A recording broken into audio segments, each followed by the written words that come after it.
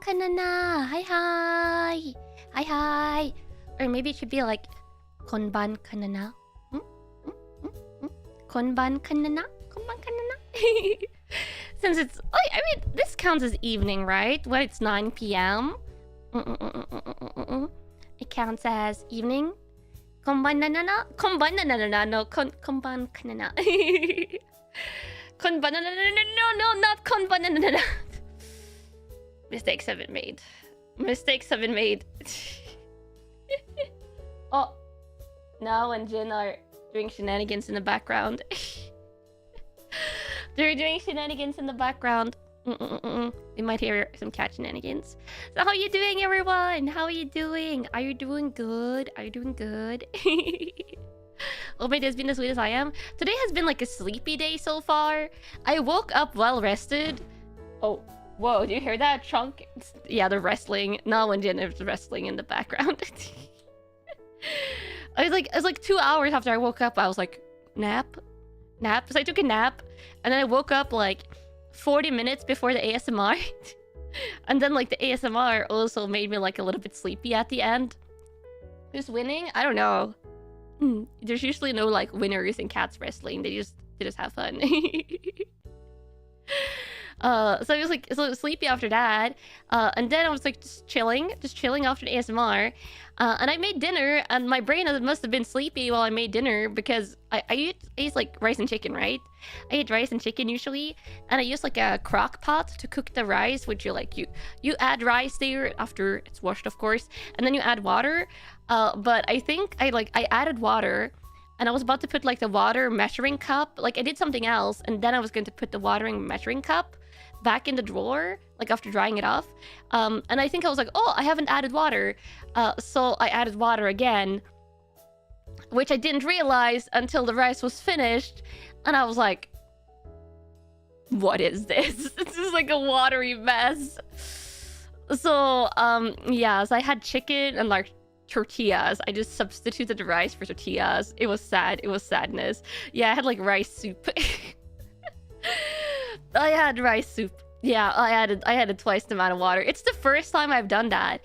I've like cooked rice in like the crock pot thingy like for years now. This is literally the first time. Girl dinner. At least I had properly cooked chicken, and I did have a little bit of sweet potato fries next to it, but like only a tiny amount.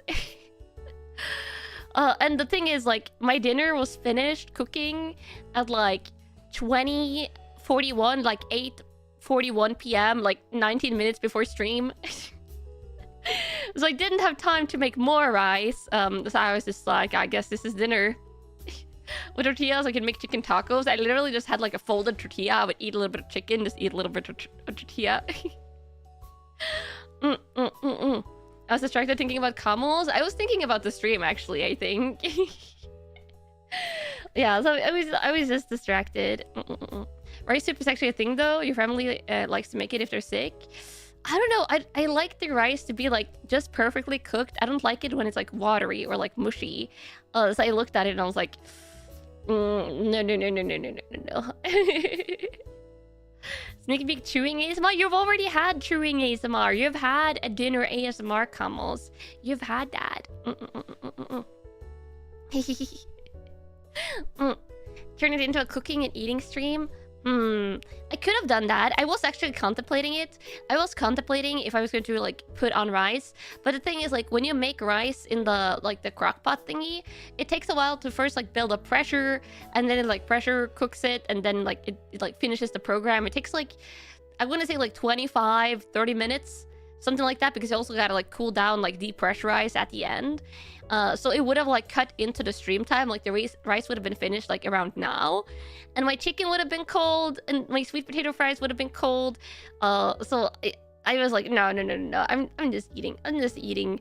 I guess girl dinner. I've never really made like girl dinner, but I guess that was what was dinner today. Maybe invest in a rice cooker. No, this is like the equivalent of a rice cooker. This is the equivalent of a rice cooker. It's like a crock pot multi-cookers. It's like a pressure cooker / crock pot. So it like does basically the same as what a rice cooker does, I'm pretty sure. It makes perfect rice. You just have to add the right amount of water. Also, hi, anyone that's dropping in. Hi. We're just a chatting stream today. Just a chatting stream.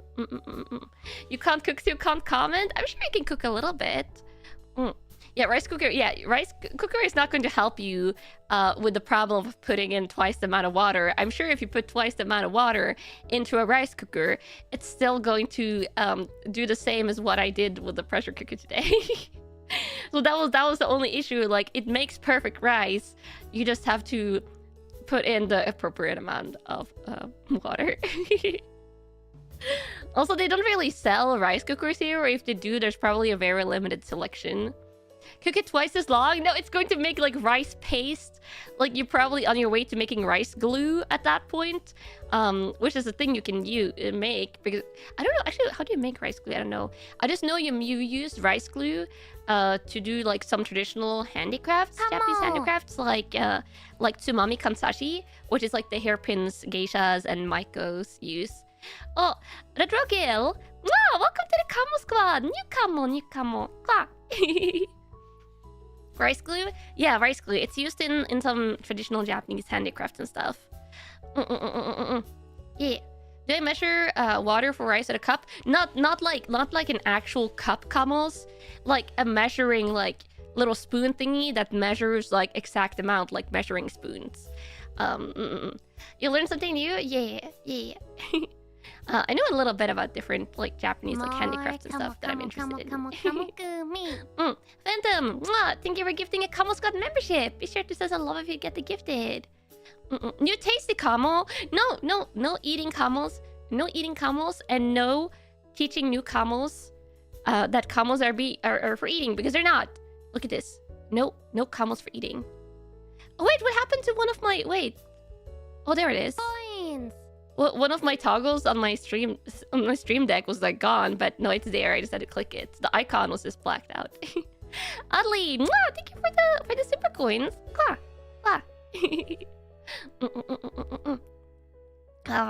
So, if you want to know, Kamos, I literally have no plan for the stream today, other than cozy chatting.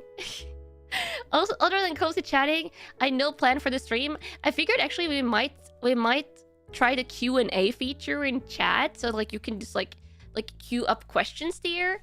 I figure we might do that. I've been wanting to try that out for a while. I'm just like, I don't know how it works and I want to see. Yeah, cozy chatting doesn't need a plan. Yeah, I so rarely do like just pure chatting streams.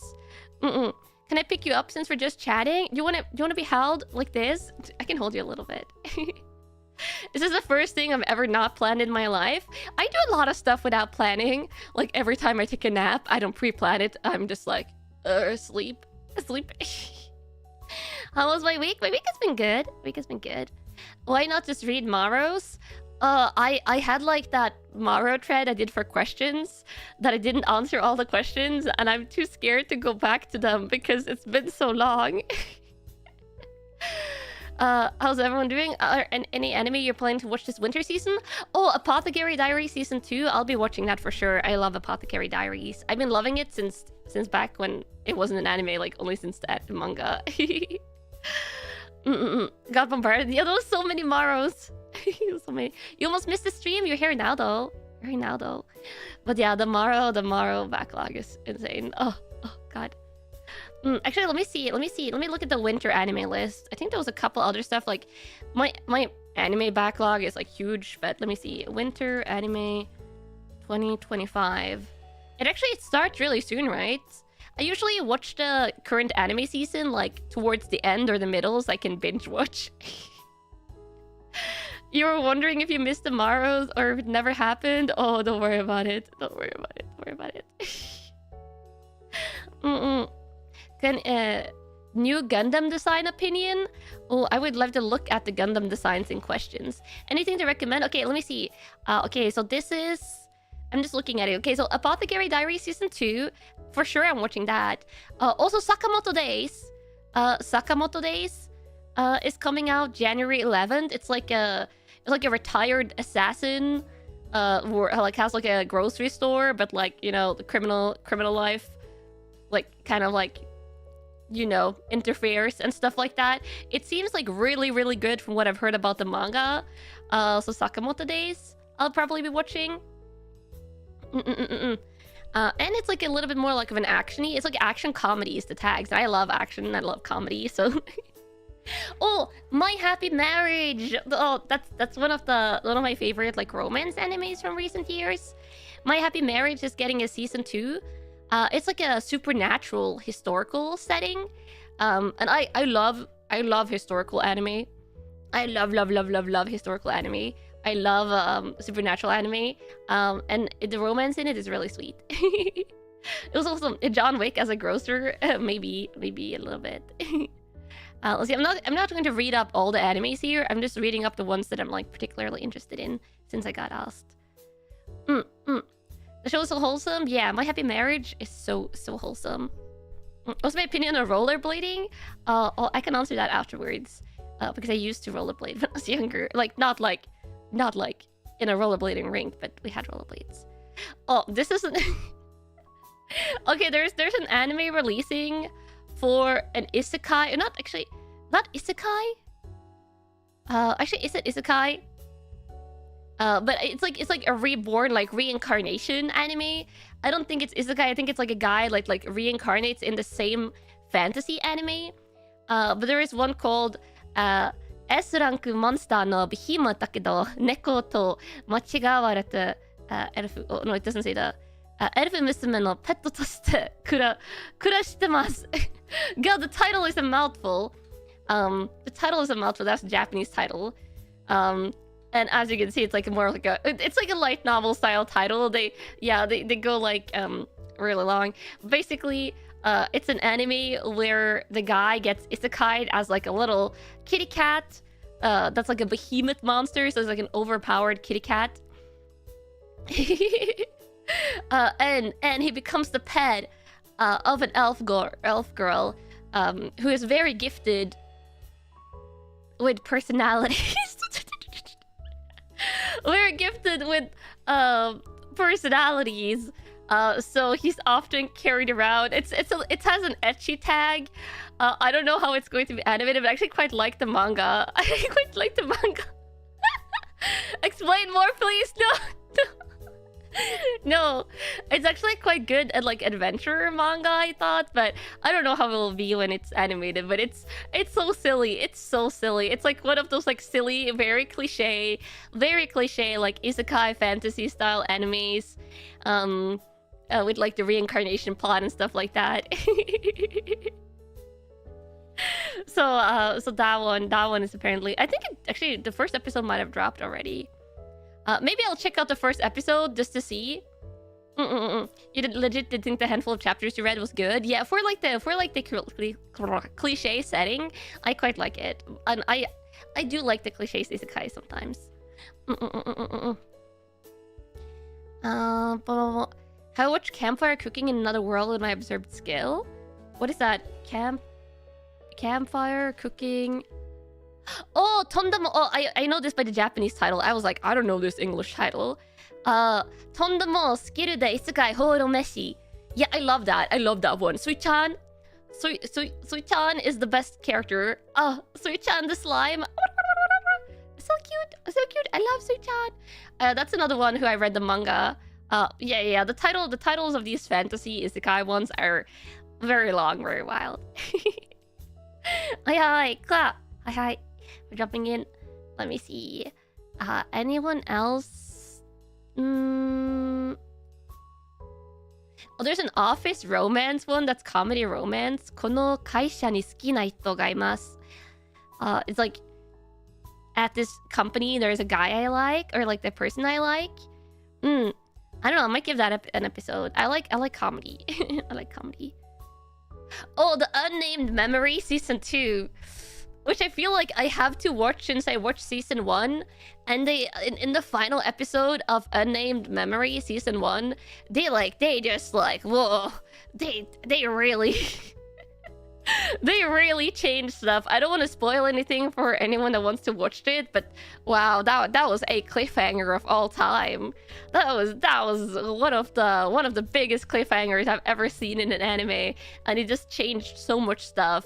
So that's getting the second season. So I'll probably check that out to see if I like the direction they're going. You just finished the first season last night? Yeah, you know what I'm talking about then. Let me see. There's actually quite a bit of stuff I'm interested in this season. Oh, there's oh no, there's another one. I don't know if I should confess. I don't know if I should confess to this other one that I'm interested in.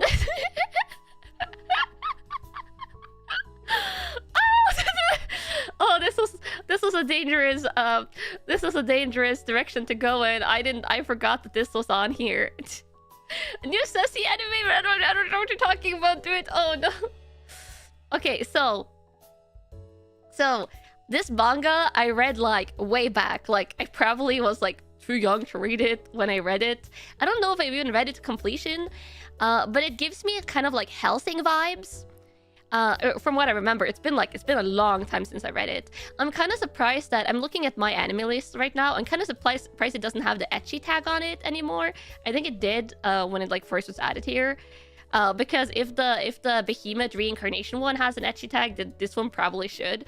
Because it's Ubelblatt. Ubelblatt is the name, which refreshingly short name. It's like a dark fantasy, I would say. Dark action fantasy. From what I remember of the manga. A lot of blood. There will probably be a lot of blood. Like a lot of blood from what I remember.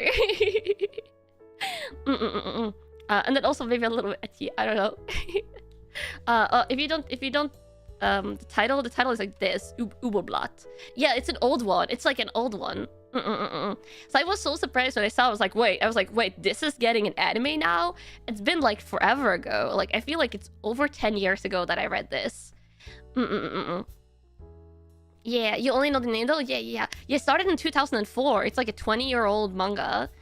The trailer on my anime list page is for sure filled with a lot of blood. Oh, is it? Oh, did that? Yeah. Then it's the manga I remember.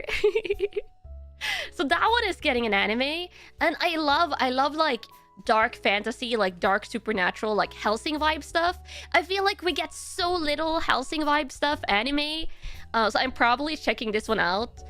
Because yeah, for the edgy, for the action. So I'm happy we're getting some variety. Oh, and then there's a medical detective one. Wait, I haven't seen this. Ameku Takao no Suiri Karte. Doctor detective.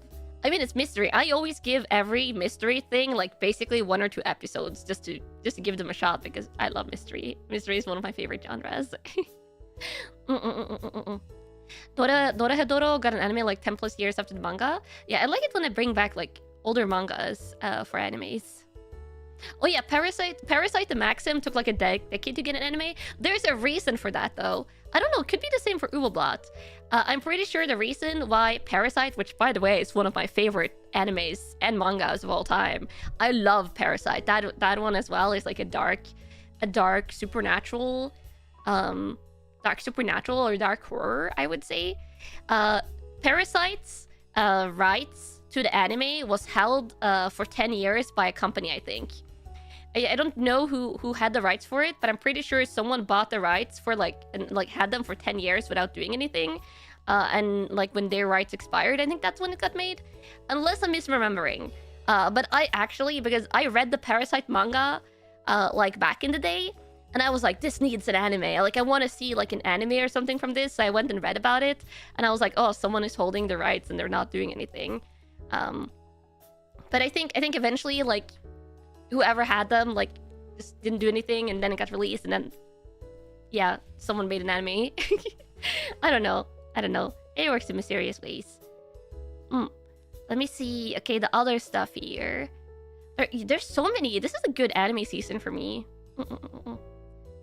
Same with visual novel translations. Yeah, it can happen. Let's see. Is there anything else? Oh, there's a figure skating one called Medalist. I might check that one out just because figure skating is one of my favorite sports. Gotta go now. We have to finish your drawing. Good luck. I'm scrolling downwards. I'm not seeing like too much. Oh, what is this? Tasokara Hotel? Ooh. Let me read the summary. Tasokara Hotel is a hotel that is engulfed in twilight all day long with no distinction between day and night. It exists as a place between life and death where souls unable to decide whether to move on to the afterlife or return to the present world can rest their wings. Ah, I like this. Mystery fantasy? That one seems really intriguing. I like the art style, like made like...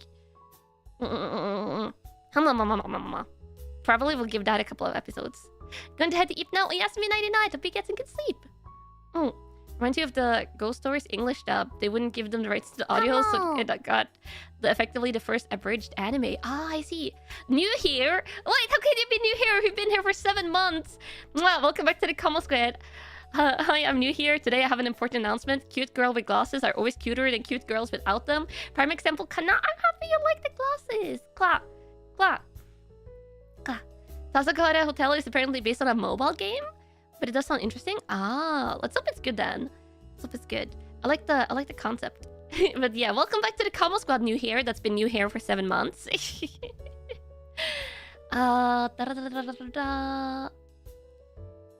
Okay, anything else? Anything else? I think that might be it. I'm scrolling downwards.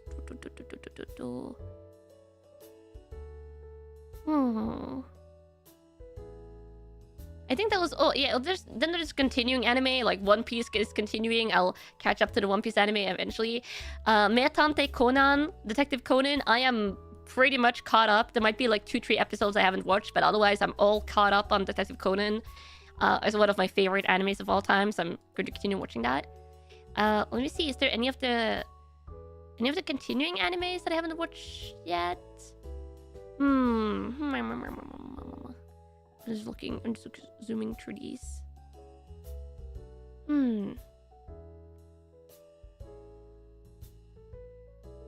I think that's pretty much it from this season. Come on! Oh, Nutella! Wow, welcome back to the Kamo Squad. I forgot these exist. Yeah, you can use your members. Your members, super basically. Yeah, I think that's it. There's some anime movies, but I don't usually... I'm so bad. Oh, actually, there's an anime movie coming out January... No, wasn't it? Natsume Yujinsho. I know Natsume Yujinsho, it might not be this January, it might be later. But Natsume Yujinsho usually finishes after seasons with a movie. Natsume's Pickle Friends. So whenever that gets the movie, I'll watch it. I saw one that had like a picture that looked like Natsume Yujinsho, but I was like, oh no, that's something else. But it will come out. Conan's still ongoing? Yeah, Conan will... I don't know how they're going to finish Conan, but yeah. They watch romance anime? I watch a little bit. I watch like My Happy Marriage romance anime. I like comedy romance.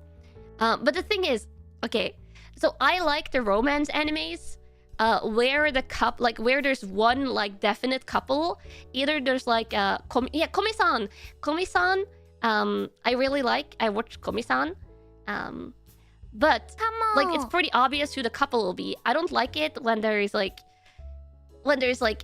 a well-day one day that like lasts for like 4 seasons, or if there's like love triangles or like a harem situation or stuff like that. Stray Hellhound, welcome back to the Kamo Squad. Mwah! Wonder when we're going to get our hats to store memories better. It's been a blossom for 7 months. Thank you, Kanna, for all the fun streams. Thank you for being part of the Kamo Squad. And Ducking, mwah! Welcome back to the Kamo Squad as well. I hate harem anime. It's very rare for me to watch harem anime. Like, extremely rare. Extremely rare. Yeah, also Love is War. Love is War looks very fun, but it's like a long, well-day one-day ride. So I've been really hesitant to get into Love is War. I just like it when there's like, you know who the couple is. That's why I like My Happy Marriage, because you settle into it quickly. I actually quite like Horimiya, even though it can be a little bit slow, because that also has like a defined couple. There's like a Wotaku. That one also has A good couple. Yeah. You hate it when a rom-com anime ends without any relationship progress. So infuriating. Yeah, it's so infuriating. It's so frustrating, and that's why I don't like the well they want it. It goes on forever. Love is War is really funny though. Yeah, I mean, good comedy can make up for a lack of romance, but. What about Otama harem? Oh, the reverse harems? No. Equal dislike. Equal dislike of any type of harem, even if it's like a female protagonist with a lot of male characters or a male protagonist with a lot of female characters. Both equal hate. Both equal hate. I don't like if harems are your favorite, then there's nothing wrong with that, but it's not for me. Me and my many camels, that's different. Even Fruit Basket? I don't count Fruit Basket as a harem. Fruit Basket, if you know the story, has like a pretty defined pairing as well. Like maybe a tiny bit of a love triangle, but it's definitely not a harem in my opinion. Though I want to watch the new Fruit Baskets. I only watched the old one like way back in the day. They're like Bunny Girl Senpai? Never watched it. No. I don't tend to go... Okay, so I don't tend to go for romance animes. I tend to go for like historical animes, mystery animes, good comedies, good fantasy, supernatural things with good concept, like darker, like if it's like an seinen anime, like Bartender or Hellsing or stuff like that. Those are the animes that I gravitate towards, like more actiony animes. And like yeah, just all of those things.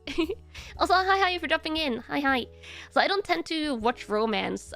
It like the concept has to be really intriguing.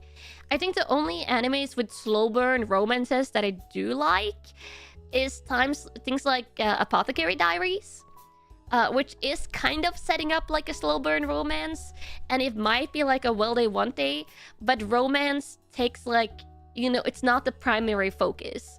It's just kind of there in the background. It's like the mystery, the historical setting, stuff like that is like the primary focus. And that's the times when I don't mind the slow burn. But also that one has like a quite defined pairing. Yeah, subplot romance, I don't mind. Not if it's like a love triangle subplot romance, but if it's just like two characters. Oh, Black Lagoon. I love Black Lagoon. I watched Black Lagoon 2 times or 3 times. It's been a while though. Yeah, Revy is great. You used to get really into a lot of romance animes, but after very few emotionally hard-hitting shows, you burned out and haven't touched them in over a decade. That's fair. Also, Kanna, if you have to leave, bye-bye. Hope you have a nice day. Yeah. To be honest, you'd hate for Mao to get with Jinchi. Oh, I hope they get together in the end. I think they're a nice pairing with a lot of comedy. But that's you know, that's a fair opinion. Everyone have like characters they ship or don't ship. But before I forget, like in between me checking like the anime list stuff, someone asked me if I like roller skating.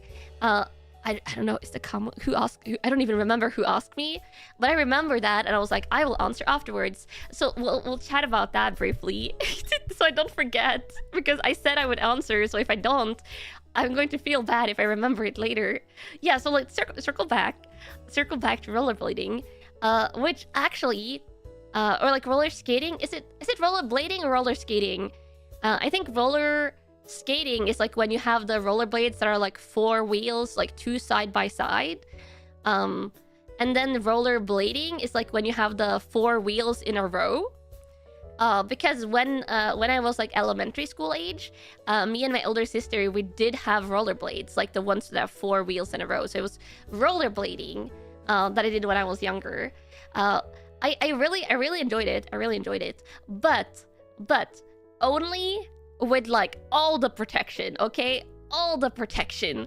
We're talking like helmet, elbow protection, knee protection, and also even like those like wrist guards that you put on that has like a hard plastic thing, like right like where your palm meets your hand. So if you fall forward, you can like catch yourself on your hands and like the hard plastic meets the ground. And I will say, I fell quite a lot. So if I didn't have all those protections on, I probably would have gotten like a lot of like bloody injuries, like literally bloody. Not taking any chances. Those were necessary. Those were. I don't think I've ever fallen in a way where I would have like where the helmet has come into play. But with rollerblading in particular, I've fallen so much like on my knees, on my like the knee protectors and like the wrist protectors. I think got used the most, but I'm sure like the elbow protectors got used as well. The image made you think of Kanna as a Power Ranger with a full defense equipment. You know, not that far off. Not that far off. And the thing is, like, where I grew up, there was no rollerblading rink. Like, there wasn't any indoor rollerblading rink. I don't even know, does that even exist in Norway as a whole? It might even not, or it might just be like one or two, like in the entirety of Norway. So where we were rollerblading was like out on the asphalt roads. Where there's also like tiny rocks you can trip in and like uneven roads sometimes and things like that. So when I was falling, it was like on the asphalt. You haven't really seen them in the Nordics? Yeah, roller skating rinks aren't really a thing in Scandinavia, I think. Like there's like there's indoor like ice skating rinks, but even those are a little bit more rare.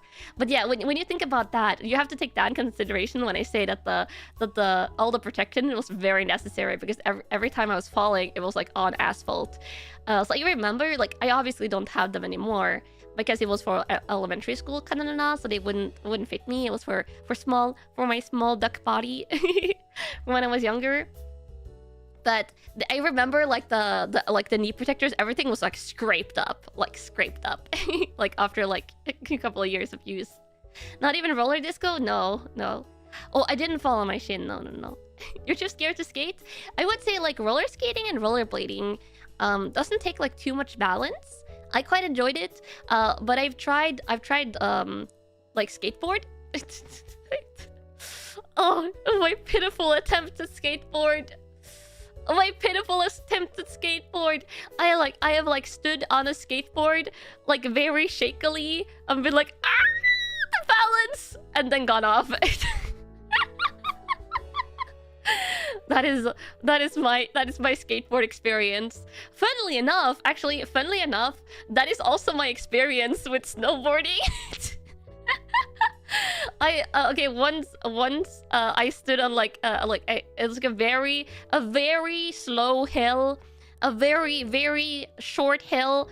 I got to try someone's skateboard, and snowboard, and like I went down like 2 meters, and then I fell over, and I was like, no, this is scary.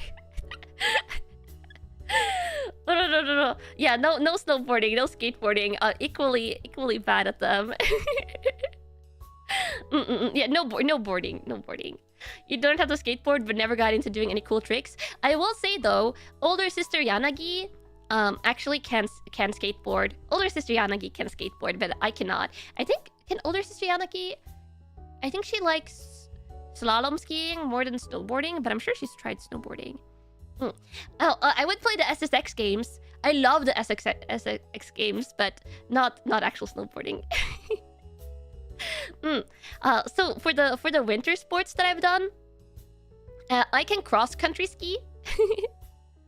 As a duck, have I ever walked up to a lemonade stand? Lemonade isn't really a popular drink here, as far as I know. And lemonade stands I've never seen IRL, never ever. Yeah, I can cross-country ski. Also, I saw someone asked about figure skating. I can also skate. I can ice skate. Specifically with figure skating skates.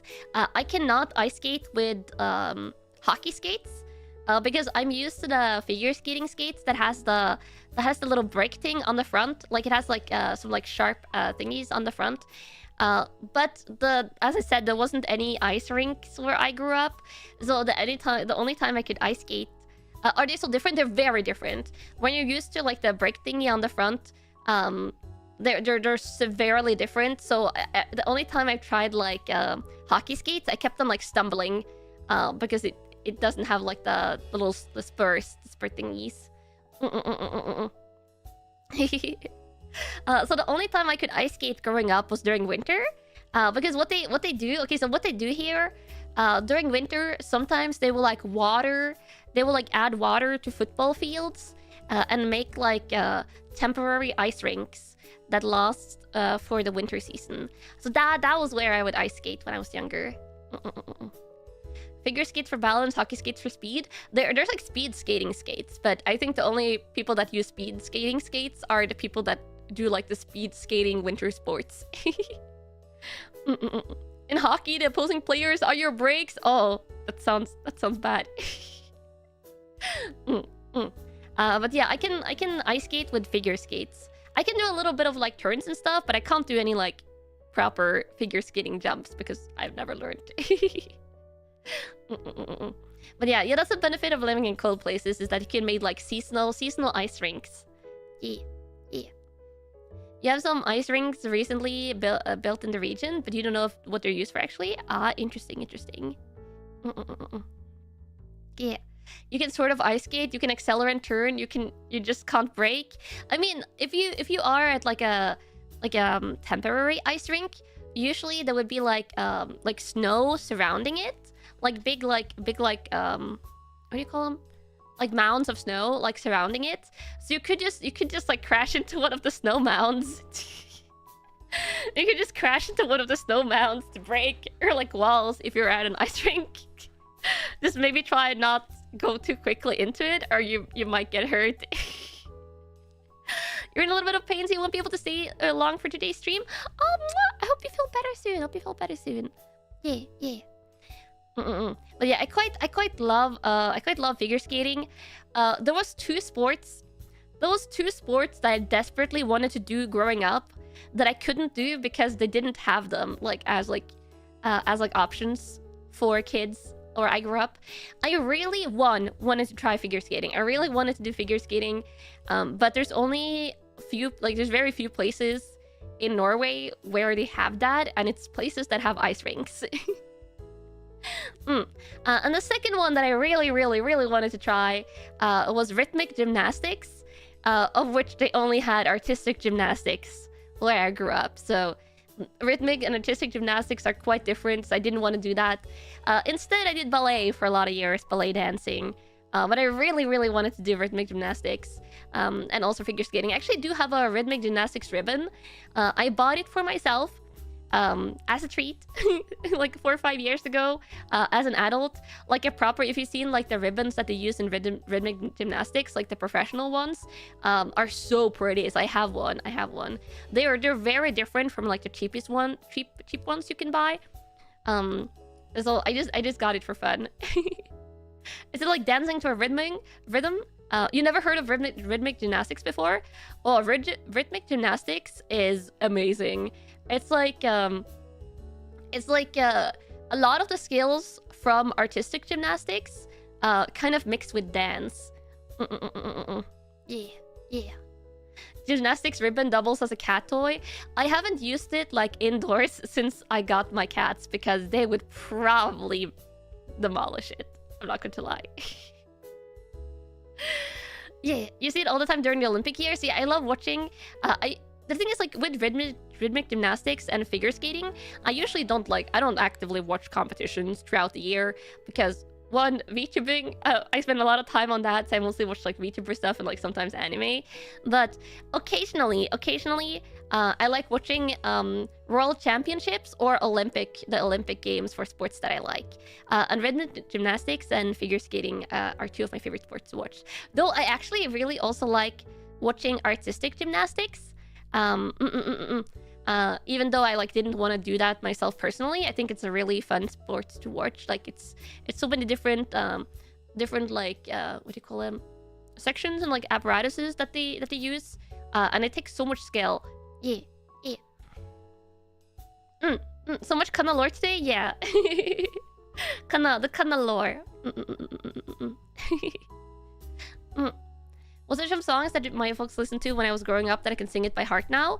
I'm really bad at memorizing lyrics. I feel like I've mentioned this before. Is that every time I sing karaoke, I basically need the lyrics. There's like some songs I know half of them. That's usually the songs I sing in the shower. I know like half of the lyrics, but I don't think there's any song at all that I can sing perfectly without like looking at the lyrics at least once. There are some songs that, like, of course, Mama Nagi would listen to a lot when I grew up, but I don't know them by heart. I can't sing them by heart. You can only stand watching a lot of sports every 4 years, so the Olympics is perfect for you. Yeah, I love watching sports during Olympic season, and that's also when a lot of like really good good competitors are competing against each other. So it's really fun. Also, I also like rock climbing. I did rock climbing for a year, so I'm really happy that rock climbing has been added to the Summer Olympics. What's the fastest song that I can sing? The really fast songs that I can sing is maybe some of the Dragon Maid anime songs, like Rhapsody of Blue Sky. I think probably up there, but I sing every song perfectly. I feel like you're a little bit biased, Kamals. You're going to go eat? Oh, have some good food. Mwah. Yeah. Olympic rock climbing. They added it. They have like 3 disciplines, I think. They have 3 disciplines. They have speed climbing, which I actually hadn't watched before the Olympics. They also have bouldering, where the bouldering is basically like puzzles. You have puzzles that you have to like climb like really difficult routes and like find a solution for how to climb it. The speed climbing, you climb just upwards and you compete against speed. But the bouldering is like you have to like solve consecutively harder puzzles, I think. And then it's lead and bouldering is without the rope. Speed climbing is with the rope, and then lead climbing is like when you climb upwards and you fasten the rope as you go. So there's boulder, speed, and lead. I like all of them. You biased never? Are you sure about that, Kamals? Are you sure a little bit biased? There's nothing wrong with you being biased, though. Yeah, bouldering is no harness. It's no harness. Yeah. So I really like watching that. I will admit, okay, so Kamals, I tried watching skating. I tried watching skating, which also got added to the new Olympics.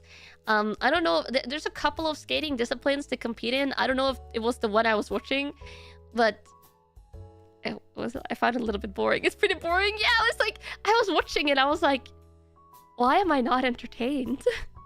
I was like, why am I not entertained? And I have been entertained watching ski jumping. Which ski jumping, I feel like it can be a little bit, as a former skater, it was underwhelming. Yeah, I didn't find it that fun. I feel like skating is probably very fun to do, but I felt bad. I felt bad afterwards. I was like, I just spent like 2-3 hours watching this and I have like 0 enjoyment. Like, I was like, I had 0 enjoyment in this last, like, so why did I spend 2-3 hours watching this? I felt like I was like, I've always heard skating is so much fun, so I was just dying. I was just dying, and I spent like 2-3 hours because I was like, it has to be fun at some point, right? Meanwhile, you enjoy watching people put balls into holes, snooker. Yeah, I've watched people play billiards, like pool, and it's been fun. Ski jumping is terrifying if you think about how far they're flying. Yeah, ski jumping, I guess, has the thrill of having that terrifying aspect. You downhill skating? Whoa, downhill skating sounds terrifying. Downhill skiing already goes like terrifying speed.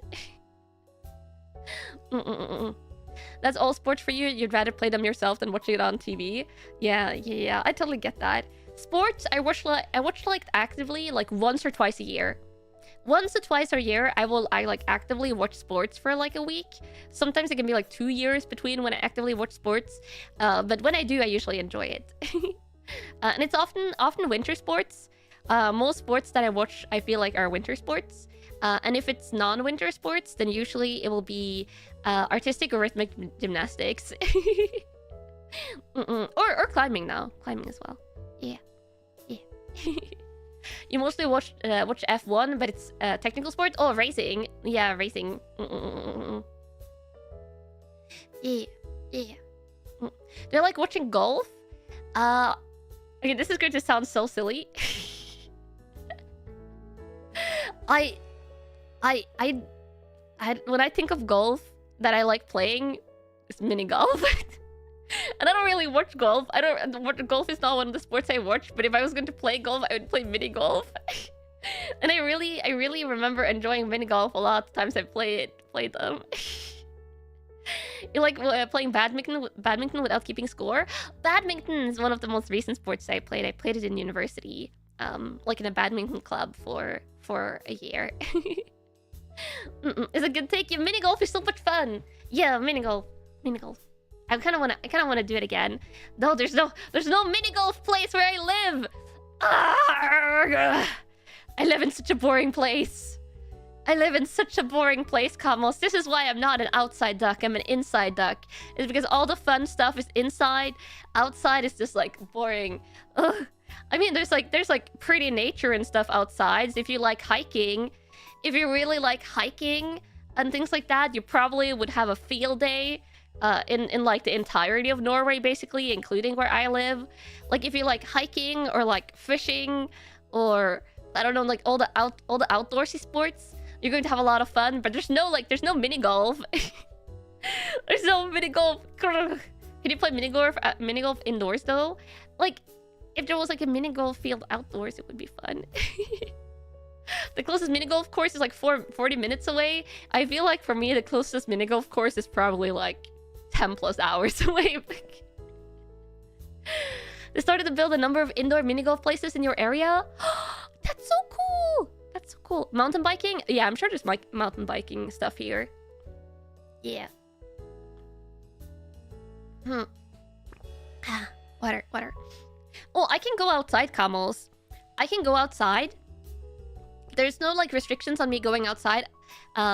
It's just like I can't go inside like a restaurant that serves like spicy food, but I could do like all the hiking I wanted. I'm pretty sure. I'm not a big fan of hiking. I like casual walks if I was doing like a casual walk with friends or stuff like that. Preferably not in too sunny weather or stuff like that, but just like in like nice temperature days, just like a nice walk. That would be fun, but I'm not a big fan of hiking. I'm also not a big fan of camping because 1, uncomfortable sleeping, and 2, bugs. The mooses are also terrifying, but they're most dangerous during like the winter season. In the summer season, they usually like don't come down to areas where people live because they have plenty of food in the forest. The outside is dangerous though. I can touch grass by mistake. You want to know something, Camels? Sometimes when I'm outside grocery shopping, I mean not now because now it's snow everywhere, there's no grass.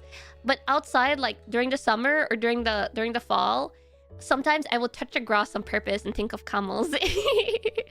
I will like, how scandalous it is that you on purpose touch a blade of grass or like touch a leaf and like touch it and be like ha ha ha ha.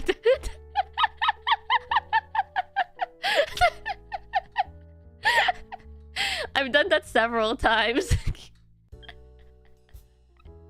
That's dangerous. Are you sure it's dangerous? Also, hi for jumping in. Hi. I was like, whoa, the revelations that you're getting this stream. 1, Kanna read Ubelblatt over like 10-15 years ago. And 2, Kanna sometimes deliberately touches grass thinking of Camels while she's outside. Hikes are good medicine. Oh yeah, I'm not saying hikes aren't good for you. I just don't like it. They're probably really good for you. Also, good morning. Hi for dropping in. Don't worry about stuff that you might have missed so far this stream. Oh, new here. Welcome. But I think of you. I so often think of you, Camels, when I'm outside, especially when I'm grocery shopping. You can never see me the same now. Wait, in a good way.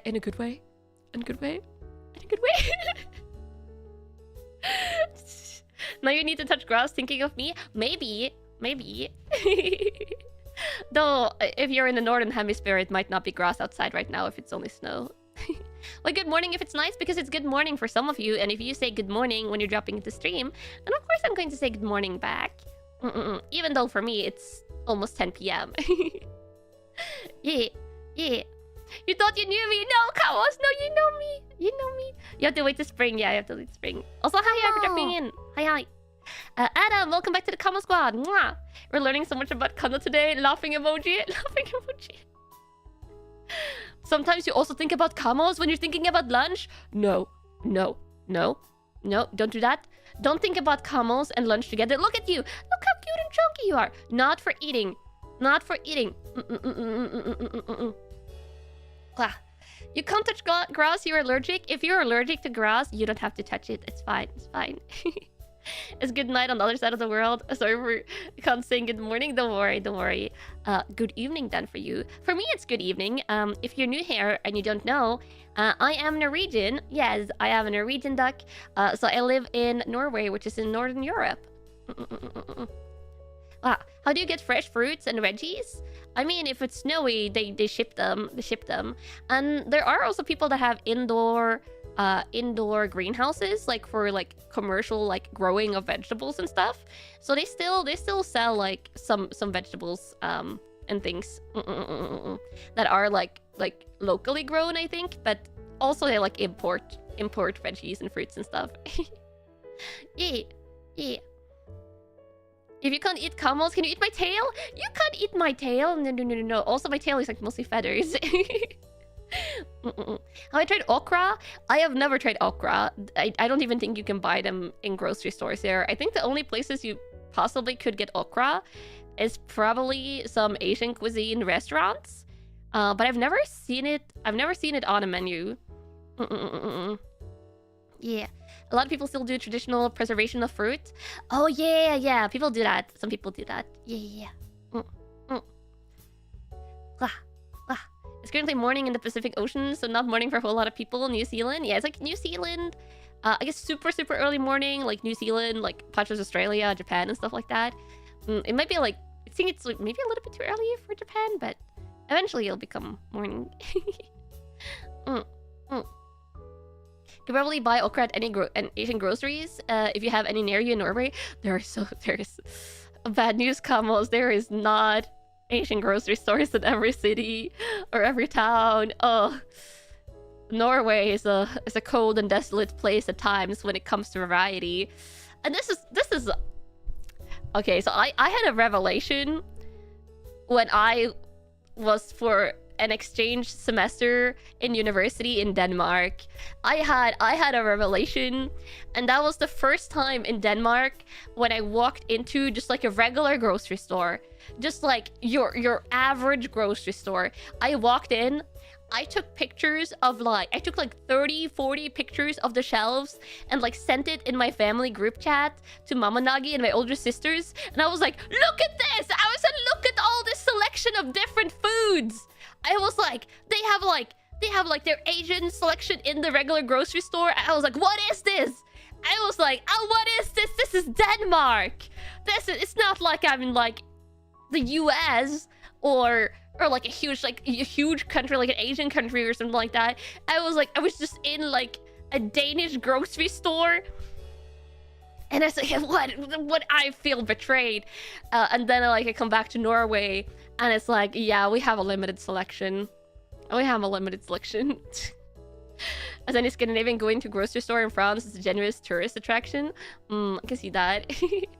Also, one big difference compared to Denmark and Norway. In Denmark, they actually have like wine and like that type of like alcohol in grocery stores. They don't have that in Norway. They have like specific stores that sell it. So that was also like a big change. But just like the general selection of stuff was huge. So Norway is like way worse when it comes to like the variety of stuff that you get in the grocery stores. Though the only stuff that we have that is better than Denmark is like our frozen section. Our frozen section is like has bigger variety and more stuff. But that's like literally the only thing, I think. Yeah, they're not allowed to sell wine in regular grocery stores. The only alcohol they can sell in regular grocery stores here is beer. I think up to like a certain alcohol percentage. But other than beer up to a certain alcohol percentage, like everything else is in something called Vinmonopolet, which is one chain of stores that basically only sell alcohol or like alcohol-free drinks. Up to 4.6%. I see. Mm-mm-mm-mm. Yeah, yeah. Yeah, this is not bear, not bears, not like the animal bears, but beer. Beer. In comparison to most other places, even Denmark is bleak in the selection of goods. Imagine how Norway is then. Oh, this is why we don't have the variety. Yeah, I don't drink, but it is quite like a different experience having like a whole different section in a grocery store that you're not used to. We need a Costco. Yeah, we don't have like Costco's or stuff like that. Yeah, there's basically dedicated alcohol stores. What are... Oh, no. They have wine and stuff in Norway. They're sold in dedicated stores. They're not sold in general grocery stores. Yeah. Maybe I just happened to stumble in a particularly well-stocked store in Denmark. Oh, no. I know that's not the case. Because literally just like the corner store that was like small grocery store like right next to where I lived in Denmark for half a year. That one had like better selection in some goods. And then the one like bigger stores back home. And I went into like quite a bit of different like grocery stores while I was there. There's even one... Okay, so one chain of grocery stores in Norway, like one of the normal ones, is called Rema 1000. It's called this. Denmark also has that. This is like literally like the same chain of stores that are in Norway and Denmark, and the difference in selection in the same chain is insane, like insanity. So I'm quite confident in my judgment about that. And I've lived in Norway's capital for 3.5 years. It's not where I currently live, but I've lived there, so I know like the comparison from stores there, and like the stores in all over Norway basically have the same selection. But yeah, not a lot of different selections of food. You live in a pretty small town, so you don't have a huge variety in grocery stores, but because the US has so many different kinds of people, even you have a small Asian, Mexican, and kosher selection. Ah, yeah. Like there is an like an Asian selection, and then funnily enough, like basically all stores will have like a taco selection. It's not like Mexican tacos. Like we don't have like... I feel like there's some other stuff that goes to like other Mexican cuisines, but we have like a taco selection, but it's like Tex-Mex. We have like a Tex-Mex selection. Why are we like this in Norway? There's like a small like Asian selection, like Asian section in stores, and there will be like a taco section that's like almost the same size as the entire Asian section. Why are we like this? I don't know. It's Tex-Mex. Tacos is a staple in Sweden too. Yeah, we have like the Tex-Mex taco section. Oh god, I feel like a lot of you would be so confused in a Norwegian grocery store. Yeah, the classic Mexican selection, but it's actually Tex-Mex. Yeah, it's Tex-Mex. Yeah, I love that type of like tacos. I love it. I'm not gonna lie. I like eating it so much. Had it so much growing up. We used to have Taco Friday when I was like in elementary school when I grew up. So I really like it, but like I know that that's not genuine tacos. Like now that I'm older. You'd love to see that, to be honest. Maybe one day we can somehow film like inside of a grocery store or something like that, or like see if I can find like just pictures from inside of a grocery store and we can look at it. The one thing I would have to... This stream idea would actually have to like, I feel like double check with Pixel staff, but I do wanna try. I know like watching videos on YouTube, I don't know how it would work, but I would love to do like a stream where we react to Norwegian commercials. I would love to do a stream like just like reacting to Norwegian commercials or something like that, because one, I haven't watched TV, like actual like programming TV in like 5+ years, I feel like, so I don't even know what like the current commercials look like, but I feel like that would be fun. And then also we would see some like Norwegian products or stuff, and we could chat about it.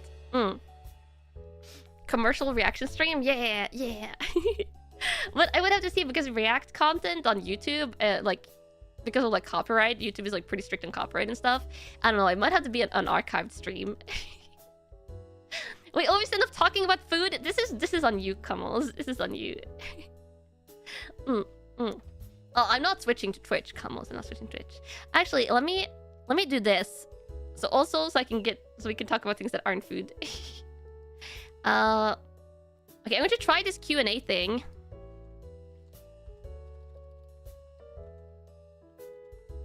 And anything you want to ask me, chat about. There. How does this work? Oh! Wait, I can't see your messages! What's mistakes made? What's mistakes made? God, how? It is removed! It has removed my chat! Kamos! I can see you on my stream screen, but I can only see the Q&A. No! This is cursed! End it! End it! Oh my god. Mistakes were made. Yeah, mistakes. Now I can see you. Wow. Okay, that Q&A function is so cursed. I guess if you don't wanna engage with your chat at all, then yeah, you just disappeared. Like my view of the chat was only the question link. That was so curious. Maybe I can switch between it. Wait, can I switch between it? Let me try again. Let me try again and see if I can switch between. I just saw it was like a blank chat. You think you can switch back and forth? Okay, let me try again. Anything you want to ask me? Chat about. Okay. How do I? Okay, I see it, but I only see questions. Oh, live chat. Oh, okay, there's different tabs now. I see. Okay, now. Okay. There. Now I can see you. I've never used this before. I started panicking. I started panicking a little bit. And it wasn't really obvious. It wasn't like, it's not like two different tabs. You have to click on something that says live chat or something that says questions. So I guess you can send in questions like that, and then I can just see them in a list instead of all of you asking questions that keep on disappearing in the live chat. Let me see. Okay, now I'm switching over to questions. How cute? Why Kanna cute? Why Kanna cute? Come on! That's not the Kanna cute? Can you ask a question? Yes. Please ask your question and not can I ask a question? Okay, here's one. Have you ever traveled outside of Norway? I think I talked about this a little bit before. I think they talked about this a little bit before. Like literally there was like 10 questions and like 8 of them was Kanna cute. Why Kanna cute? Come on. Wow. You were testing it? That's fair. So, have I ever traveled outside of Norway? Yes. Growing up, we went on a couple of vacations outside of Norway. We went a couple of times to Sweden because it's just a short car ride. Or like, not short, but like relative to other countries. Sweden's like right next to us.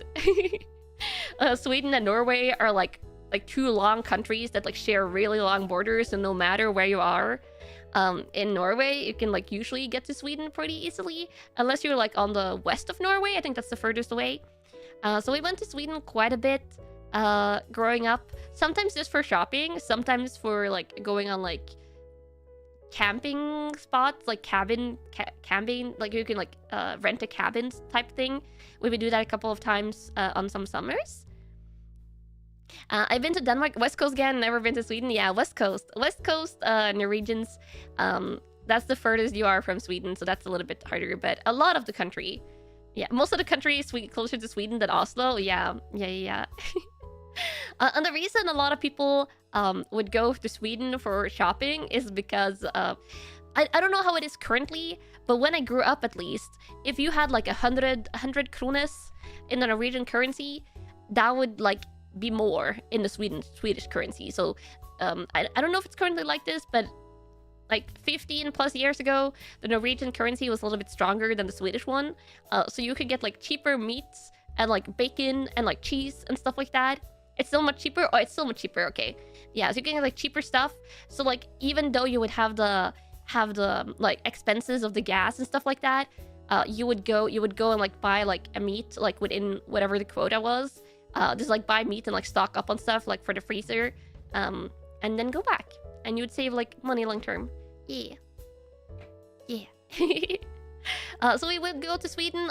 We went to vacation in Denmark for a couple of times, and that was because Mama Nagi at the time had a job that had a like through her job, you could like rent a couple of vacation homes in, I think, like some in Norway, I think some in Denmark, some in Sweden.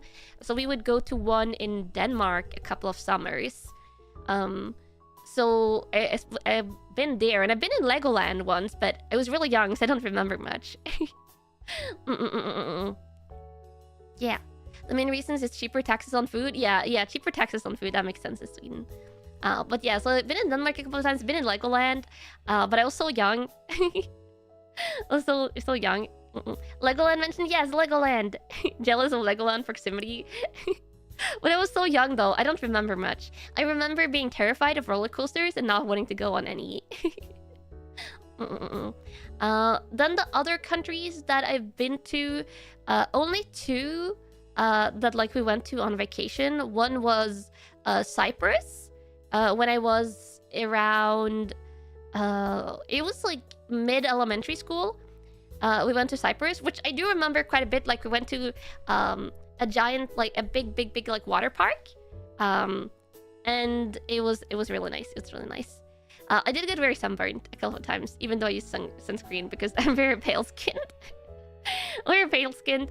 So I get like pink when I get like sunburned, and then I just get pale again. So I don't really tan much.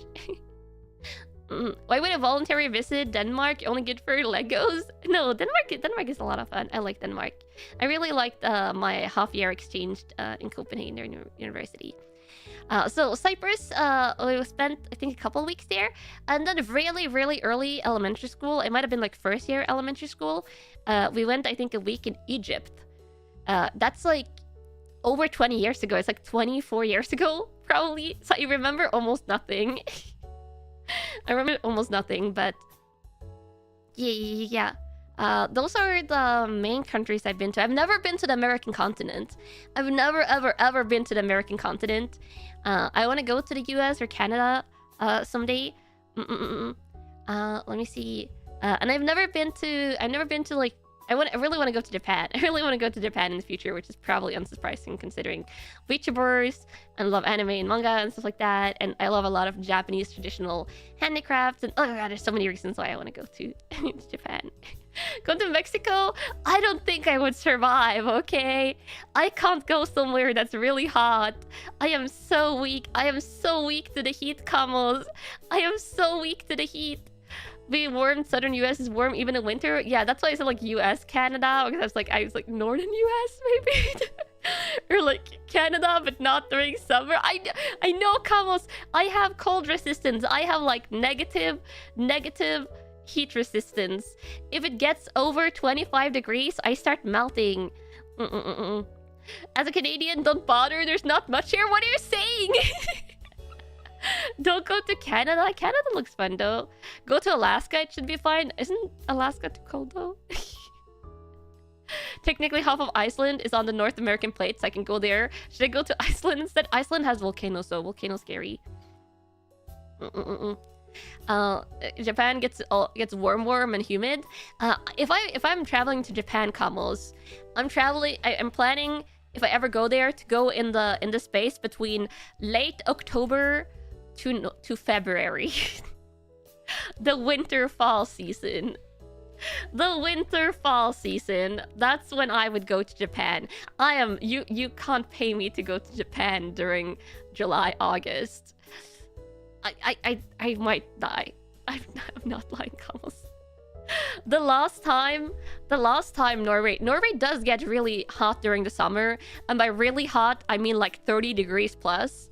I had like a student apartment, like a student dorm type room that didn't have, like, we don't have air condition.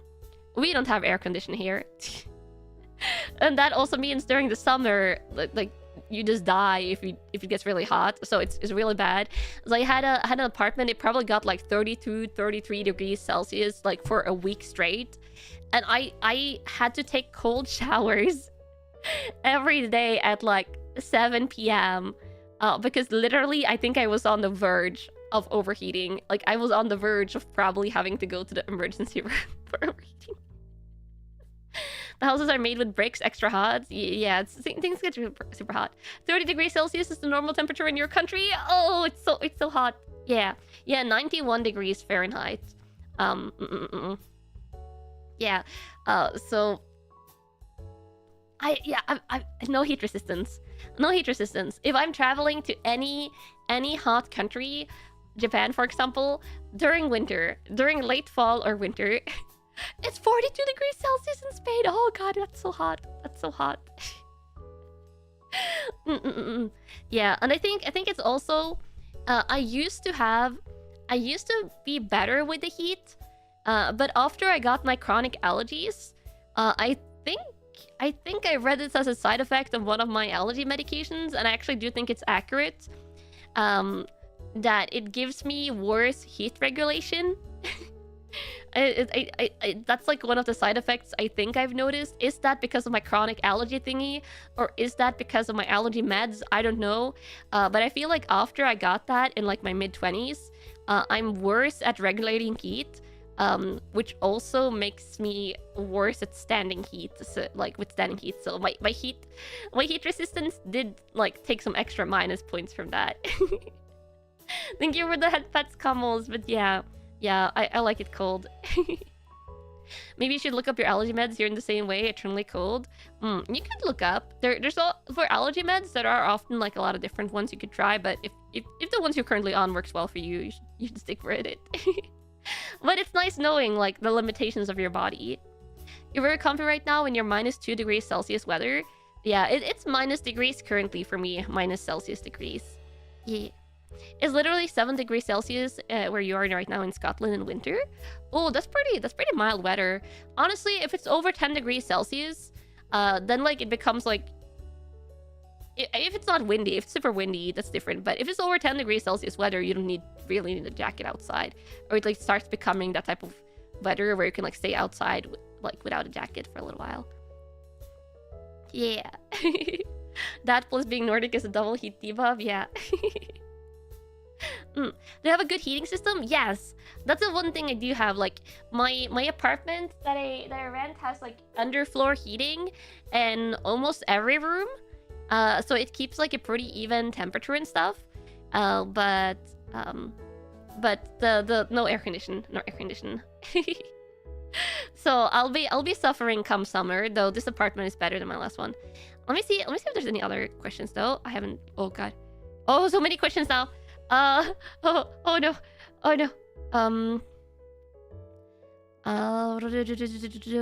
Cute. Where is there still so many cute ones? Clock is a question a question? If the question questions if it's a question, I don't know. Terrestrial festival opening when? Ooh, okay. Okay, this one I can... yeah, the Q&A backlog. I'm not reading it every single question in the Q&A because some of them are kind of cute, or like the clock question that I just read. Yeah, Kamals are asking questions about Qua and about questions. But Terrestrial Festival, I haven't bought any of the Japanese sets, but I have pre-ordered Prismatic Evolutions, which is what the set is being called in English. So whenever that becomes available, which I think is soon, then my pre-order will probably ship. So we'll open some of the new Evolution themed set, which looks super cool. Though I've heard like the quality of the holos is maybe a little bit lower in the English set than in the Japanese, which I think is for like overall all of the sets. But we'll open that whenever it gets to me. And I think I've also pre-ordered one of the Prismatic Evolution like products that they're dropping is like a box that comes with like a little Eevee pouch, like a little like fluffy like Eevee pouch, which is super cute, super cute. So I'm really looking forward to opening that. Yeah. Yeah, cute. Oh, let me also drink some water.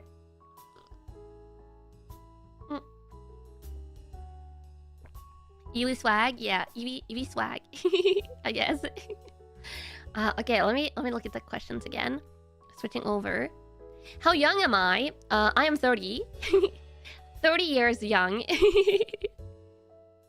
Have I talked about my PC setup? You're looking into a new computer and interested in all inputs. I am probably not a good. I'm probably not a good person to ask. Because I just like get a computer with a setup that I like and I stick to it until it starts failing, and then I like get a new computer. But I would say look at what you need, and there's a lot of good computer advice forums, like forums and like discussion places and things where you can like read people's discussions. I don't swap components. No, I get a pre-built. I get pre-builts. That's usually what I get. Like I get a pre-built from places where you can swap out components and stuff like that. So when I got my current PC, like that I just like knocked on with a marker that I'm like just fidgeting with in my hands. Pop, pop, pop, pop, pop. When I got my current one, the only part that I switched out was the fan. I switched out to a more expensive, more silent fan. And it has been more silent than last computer could, so I'm happy with it for ASMR. If I didn't do ASMR, I probably wouldn't have bothered with that even. But because I do ASMR streams, the one thing I was really particular about, in addition to graphic cards and stuff like that, was to sell in Noctua. Yeah, I think it's a Noctua fan. I'm pretty sure it's a Noctua. Yeah. My hands look barely 18 of my handcam streams. I just moisturize. I moisturize every evening before bed. So my hand stays nice and soft. Yeah, yeah. You're still running on an ancient 960 and you have no idea what the CPU even is? I mean, as long as it runs fine. It's good. It's good. Noctua are usually the ones you get when you want quiet. Yeah, I wanted quiet. I think it came... Okay, so this is quite funny. This is quite funny. It like the default on the PC was like a water cooling system, and I knew I probably wanted like a fan, and they had like some different types of fans that you could choose between. I read up on them. I was like, I just think like this is probably the quietest one, but I called their customer support just to be certain. I called their customer support just to be certain what like the quietest like of the air fans was, the air cooling systems, and the person that I talked to was like no. It's like you want the water cooling. You want the water cooling, and I was like no, I want the consistent. I was like no, I want the consistent fan noise, because I've heard water cooling can be like a little bit like finicky, and you also think you have to clean them out. I think you have to clean them out regularly or something like that. You had a liquid cooler previously and it was very loud and ineffective. The thing is, like, I did a lot of research, and also like on the ASMR side of stuff, ASMR side of things. And from what I see, like the water cooling can be like a little bit more inconsistent, and stuff like that. But the air fans are like a very consistent sound. And even though like maybe the water cooling would be quieter, the consistency that comes with air fans, in my experience, lends it better for it blending into the background. And that's what I want for the ASMR. If there's going to be a PC fan sound, which I can't really avoid with my sound settings for ASMR, then having it be a consistent sound just makes it like blend into the background. But it was really funny because the person I was talking to, it was like, why would you want to switch? And I was just like, no. I was like, I want the air cooling. I want the air cooling. Like, which one is the best one? So it was basically the one I thought it was. So that's what I ended up getting. Yeah, consistent noise just becomes background noise, so you don't even notice it. Air cooling has gotten much better these days. It's like I think there's like maybe some water cooling systems doesn't need maintenance, but some do need it. I'm pretty sure. Yeah, and they can leak. Water cooling, just the fact that if you're really unlucky, it can leak water. That's terrifying for me. Yeah. Yeah. But yeah, it probably like maybe was the better system, but I don't regret changing. It's all about configuration. Both air and water cooling can be set to have static fan speed. Personally, I think air is better if you don't have to, for some reason, use water. Yeah. But yeah, water with electronics always makes me paranoid. Always makes me really, really, really paranoid. Yeah. Knowing Kanna's luck, leaks might happen. Honestly, knowing my luck, I will like pull like a really good Pokemon card in a stream, and then it would start leaking at the same time. Also, Yasumi99 if you're going to sleep. Yeah. You'll be listening to Harpy Kanna. Oh yeah, I hope you enjoyed the ASMR earlier today. I had a lot of fun. I had a lot of fun with the ASMR stream. Equivalent to change, yeah. I mean, it doesn't really work like that. I feel like if I do get like bad luck, it's in video games. It like the card luck translates over to video game luck sometimes. It's really comfy. Oh, I'm happy you like it. I'm happy you like it. Also, hi for dropping in. Hi. Oh, Harpy Kanna is very satisfied with claw sharpness level. And if you can't find the ASMR stream, if you haven't caught it, because of and actually Sunday's ASMRs are always on there anyway. But I'm not doing my regular ASMR streams on YouTube because I do have a community guideline strike from YouTube thinking one of my normal ASMRs was somehow breaking community guidelines. And that's why all the ASMRs are on Patreon currently for Patreon members. There are some free ASMRs there for like free Patreon member tiers, but the ASMR live streams, most of them except for one so far, are for the Kamogumi membership tier. Yeah. The original one was one of the best you ever heard. Yeah, those Harpy Kanna today. Though not fluffy triggers, this one was claw scratching triggers. Oh, Thursdays are free though? Yeah, if I do a Thursday ASMR on Patreon, which I might do, in January at least, maybe one, then it will probably be for everyone on Patreon. But I might try some hand cam ASMRs. I might try it once or twice before my strike expires. My strike expires on like the 23rd or 25th of March. But I might try some hand cam like trigger heavy ASMRs. Because those should be unproblematic. With the NT5 mics, not with the 3DO. Or if I do it with the 3DO, it will also be hand cam. Oh no, I don't use this YouTube channel to stream to Patreon. That would kind of defeat the purpose of the Patreon. Yeah. So such a long time, yeah. When you get a community strikes, it's 3 months before they expire, which is really rough, but it is the way it is. Let me look at the questions though. What does camels taste like? No camels. No, stop contemplating eating other camels. Stop contemplating. How did I end up getting cats? I don't know. Have I talked about this before? Have I mentioned how I ended up getting my cats? I guess we could talk about it. Is that no eating camels. No eating silica either. I feel like I mentioned it a little bit, right? Someone who ate the duck dish you made for the review, it was delicious. No eating camels. I did once. Okay, I guess I could mention this like a little bit shortly for anyone that didn't catch it. But I grew up with cats. we had family cats. We had one cat that we had for the majority of like my young elementary school years, and then like late elementary school to like junior high school, we had another cat. The first one was like an indoor only cat because she hated going outside, and then the other cat was an outdoor indoor cat because he was very outdoorsy.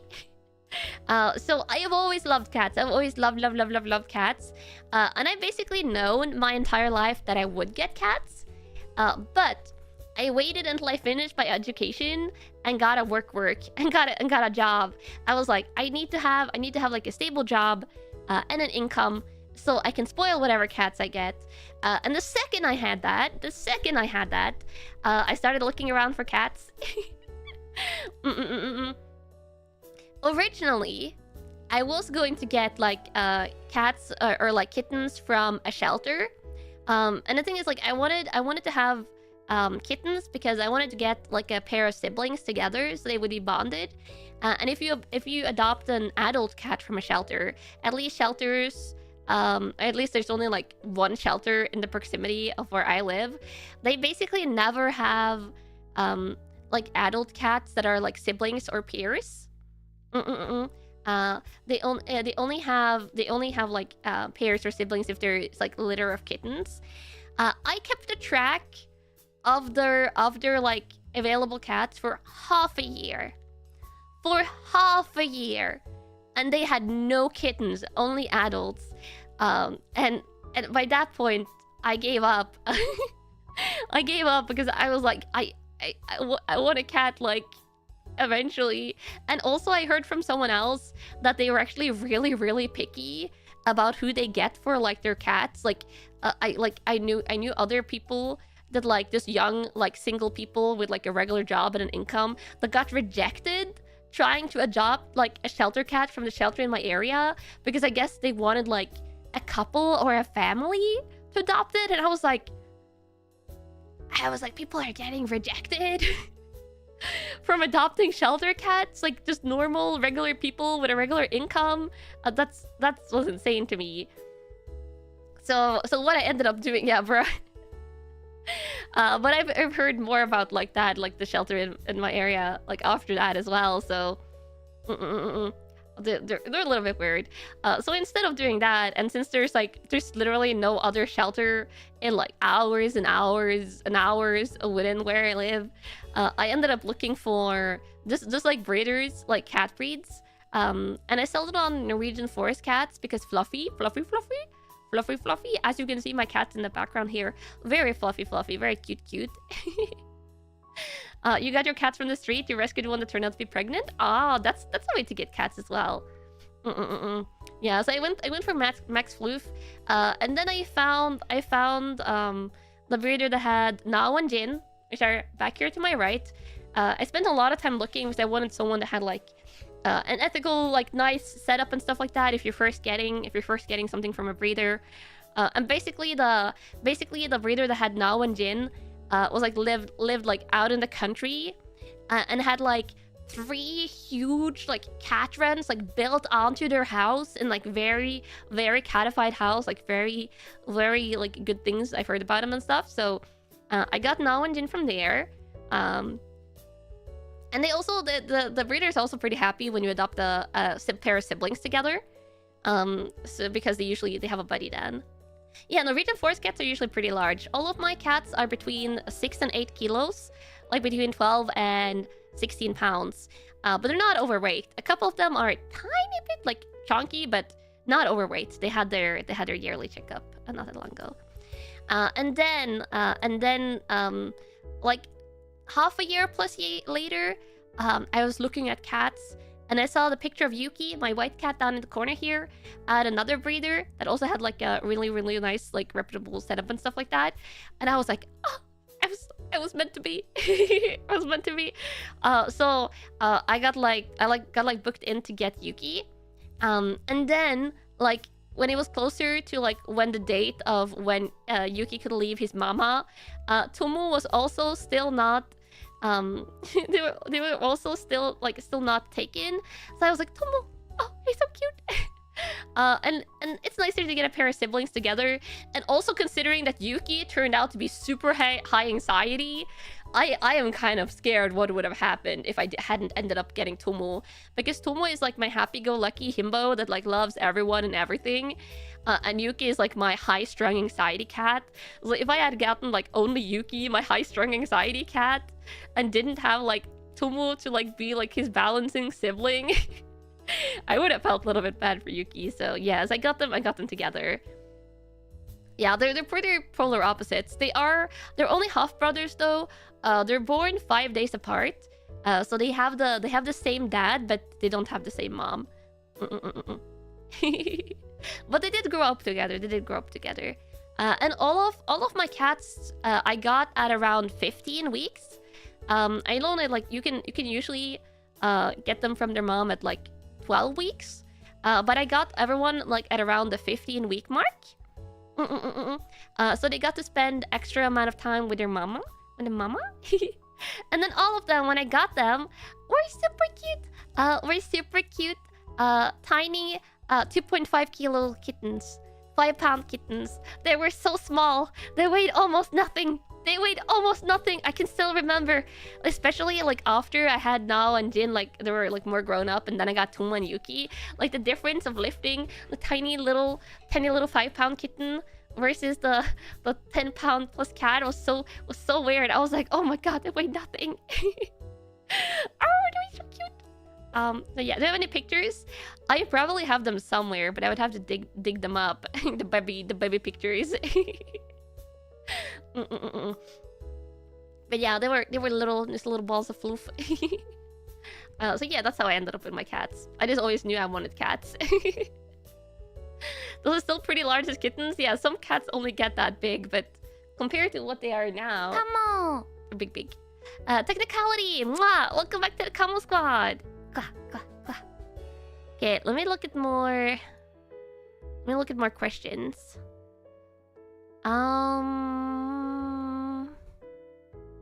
Any interest in trying a fixed camera angle game like Resident Evil 1, DMC1, or Onimusha Warlords? They work with analog sticks if you're not keen on tank controls. Ooh, okay. I will be completely honest because I like being honest with you, Kamals. I don't know. And also probably not. There's so many other games on my to playlist that, I don't know, the fixed angle games don't appeal too much to me. But if they remake Resident Evil 1 in the style of Resident Evil 2 or Resident Evil 4, I will play it in a heartbeat. Because it's like just a gaming preference. This is the gaming preference. I'm not opposed to playing, I guess what you could now call retro games. I swear, if Insomniac Studios drops, a remake of Resident Evil 1. If Insomniac Studios drops Ratchet and Clank 1 from the PlayStation 2 as a port, just give it to me. We'll play it in a heartbeat. All Ginos is curious, yeah. There's so many games on my to playlist. And I think isn't another one that got remade, but the remake was like a little bit worse anticipated than I think it could have been, or like it was like a little bit worsely executed. It was like what was it? Alone in the Dark? No, it was the pre, like the one of the games that was an inspiration to the Resident Evil franchise. God, what was it? Alone in the Dark? Something like that. Was it Alone in the Dark? Yeah, that one I think was fixed angle, right? And they remade it in more like a actiony way. That one, like I would play the remake, but probably not the original. Alone in the Dark. I was like, Alone in the Dark sounds wrong, but I guess it's correct. Tank controls, but the old school Armored Core version. No, that's tank controls. Some wonky people hold the controllers upside down to make them easier. Whoa, that's crazy. Also, welcome back if you're back. The fixed angle has its pro. It makes the game really atmospheric. I guess so. But it's just gaming preferences. You only played one Ratchet & Clank game, the one on the PlayStation 3. PlayStation 3 actually had quite a bit of Ratchet & Clank games. It had the Future Trilogy, which the Future Trilogy on PlayStation 3 and the original Trilogy on PlayStation 2. Also Deadlocked on PlayStation 2. Those are all my favorite Ratchet & Clank games. But Ratchet & Clank 2 and 3 of the original is probably the top 2 ones, maybe. Devil May Cry 1 had a really good atmosphere. You don't get in sequels. I will say Devil May Cry 3 and 4 will probably play eventually. Those are on my, like, to playlist. Bum bum bum bum bum. Do people get depressed during the winter? Winter depression is definitely a thing. I got that once in university. I got the winter depression thingy once in university. But that was because I forgot to take vitamin D tablets. Come on. I forgot to take vitamin D tablets. There's a lot. Yeah. Oh, it's a 4-player co-op. Oh, the 4-player co-op one is like a spin-off. I haven't played that one. It's like more of like a gimmicky Ratchet & Clank game, I guess. Robin, welcome back to the Combo Squad. Mwah. Still waiting for the remake of Resident Evil 3. Didn't that have a fairly recent remake at the same time as Resident Evil 2 remake?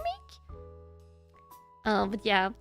If you get holiday or winter depression, please try taking vitamin D tablets or eat food rich in vitamin D. Because if it's dark outside, if you live in an area that gets darkness during winter, you get less vitamin D from the sun. And then you can get the depression, and it really sneaks up on you. Okay, it really sneaks up on you. I just reminded you to go take your vitamin D tablet today. Yeah. Are camels rich in vitamin D? No, zero vitamins in camels. Only the vitamins that camels need to exist. But if you eat a camel, you will get 0 vitamin or nutrients.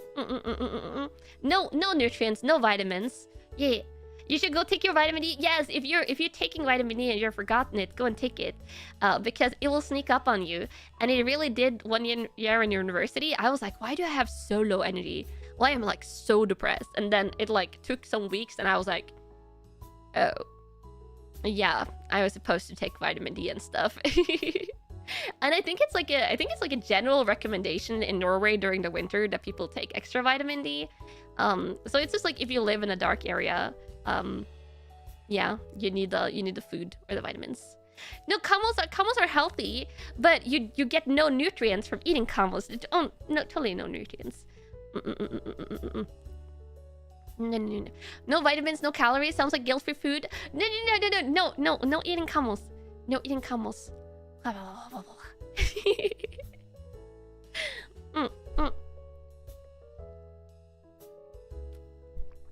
Water.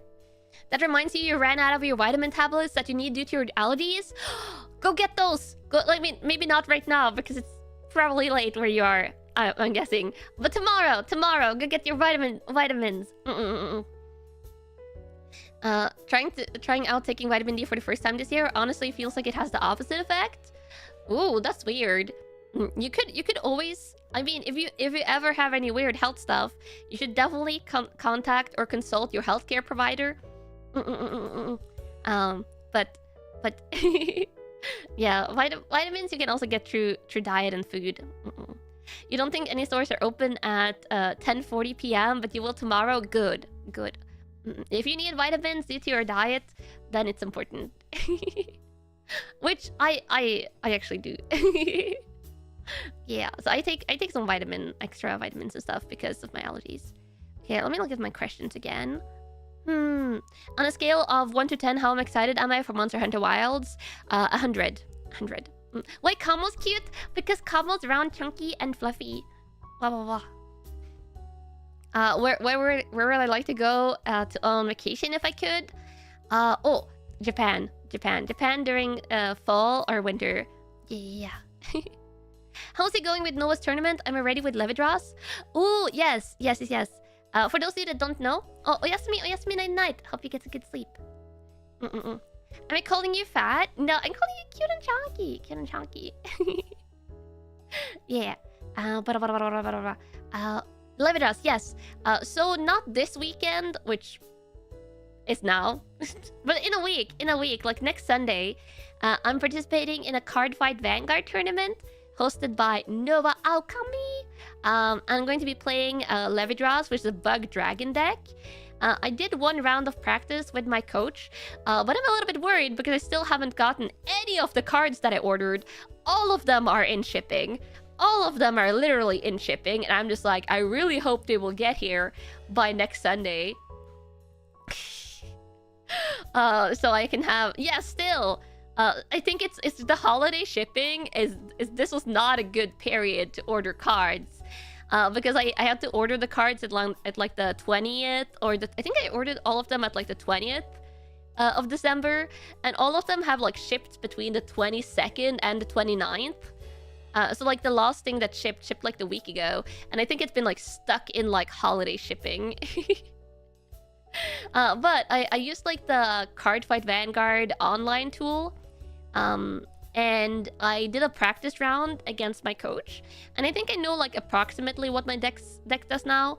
I'm having another practice round, I think on Friday next week, and my coach is super sweet. She's super sweet. She is like very patient, gives me time to do my moves and stuff. So I think it'll be good. And I'm only playing one match in the tournament, because the tournament is like team based. Thank you for the luck, Kamals. Yeah, I really hope it gets here. I'm only playing one matchup because it's team based. It's like 6 versus 6. So I'm playing against Poseidon. I'm playing against Poseidon, who I think is playing Blan. What is the deck name? Blan something.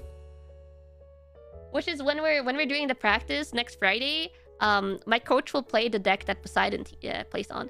You didn't realize it's teams? Yeah, it's team based. Blangmeyer, that's it. Yeah, she plays Blangmeyer.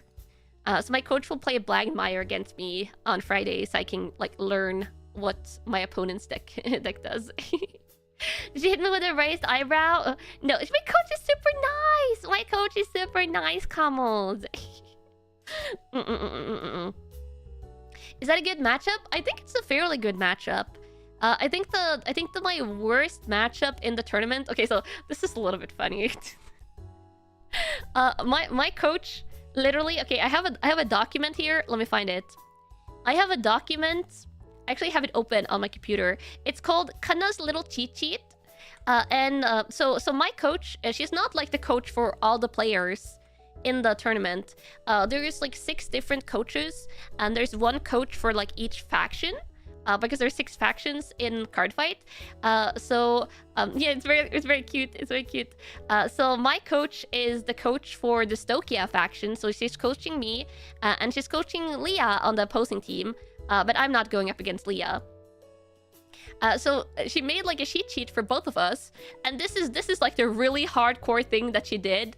The cheat sheet has all the matchups. Okay, she has made like a strategy guide for what I do if I get up against like any of the opposing players. Like I think is it actually all the she's even made like for the ones that are on my team.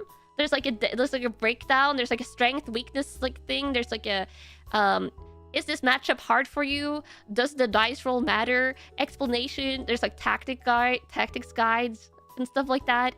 Yeah, it's super thorough. So I can like consult this during the tournament if I want to. It's insane how much she like went in depth on this. So let me go on Poseidon. Is the matchup hard for you? She wrote no. But the dice roll does matter. I think the dice roll is like who goes first. But it's not a bad matchup for me.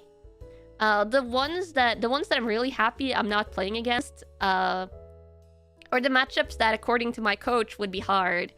Let me see.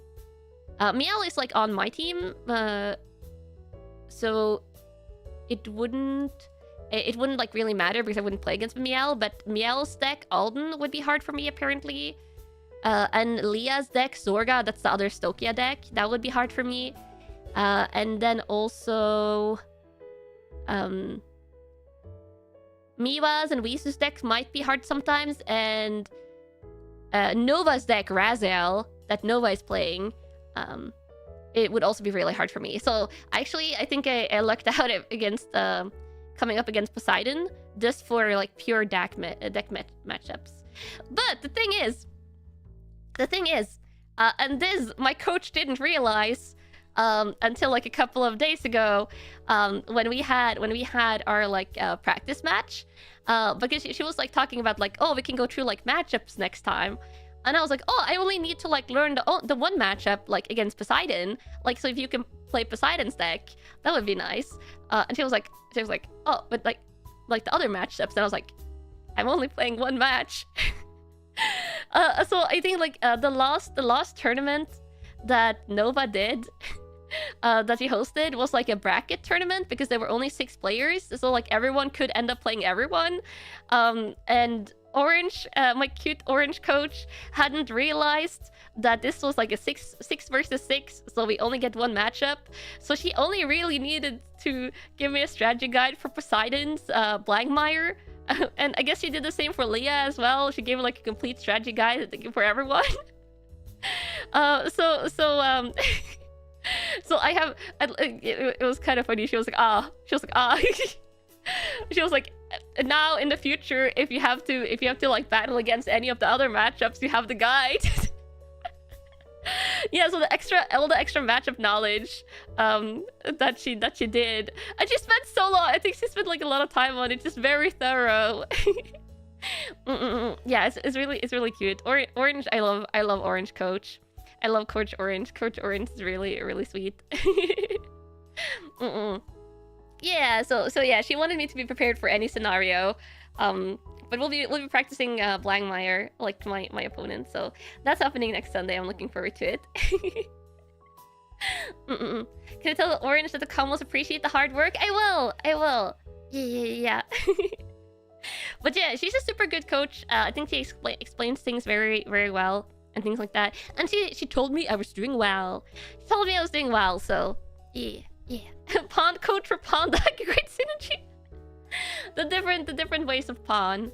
The different ways of pawn. Yeah. Let me see.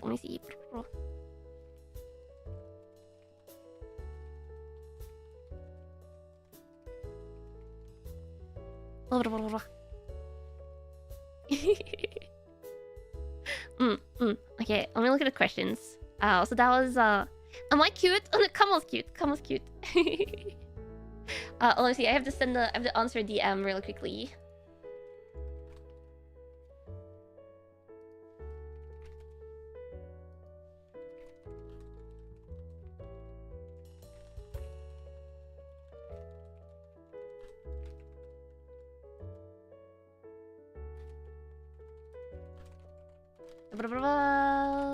I get so silent when I type. Is your message? Yeah, this is a DM. Like I could answer it like later, but like this is like the type of like really short DM. And since I already read it, I didn't want to forget. Also, Yasumi99 if you're going to sleep. You're going to sleep.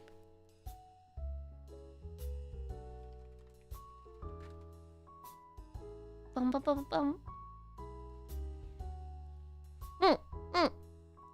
It's fine, you think a lot of people would? Yeah.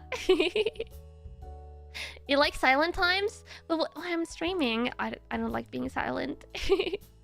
Can't be haunted by Discord notifications? Oh, for real.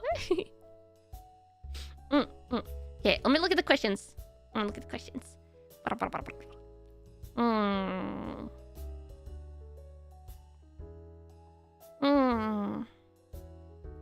If I could drink alcohol, would I rather have beer or wine? Okay, this is the thing for me, Camels. I didn't get my allergies that prevents me from drinking alcohol until I was like 24? Something like that? 23, 24? It was like early mid-20s. So I've been able... like, I've had a long period of my life where I was like legally able to drink alcohol because the legal drinking limit in Norway is 18. It's not like 21 like it's in the US. You can drink from you're 18. I've just never been interested in drinking alcohol. So even if I didn't have my allergies, I probably wouldn't drink any. But if I was going to drink alcohol, probably wine. There's no drinking age, just buying age. Oh, okay, that makes sense. But yeah, probably wine, I guess. With like a very low alcohol percentage. Blueberry wine. I think that's that's a thing that exists, right? If I had to drink something, very low alcohol percentage, blueberry wine. Probably. But I've just never been interested in trying. Yeah. Wine is just funny grape juice. Yeah. There's blueberry wine? Is there not? I'm pretty sure it exists. Yeah. Is there? Or maybe it's not. feel like I've heard about that, but maybe I'm imagining it. Blueberry line? No, I think it's a thing. It's showing up like results in Google. That doesn't necessarily mean anything, but it's like in Bunny Garden, yeah. Yeah, very base wines. Yeah. You don't think you could drink a glass of wine every day? You used to visit a school friend a lot back then, and his mother used to serve wine whenever you stayed for lunch or dinner, so you got used to it. Ah. You don't do it, but you think you could. Ah, yeah. Umeshu exists? You sure blueberry wine exists? Yeah, umeshu, it's like plum, I think? Umeshu. Yeah. So that's probably what I would go for. Let me see.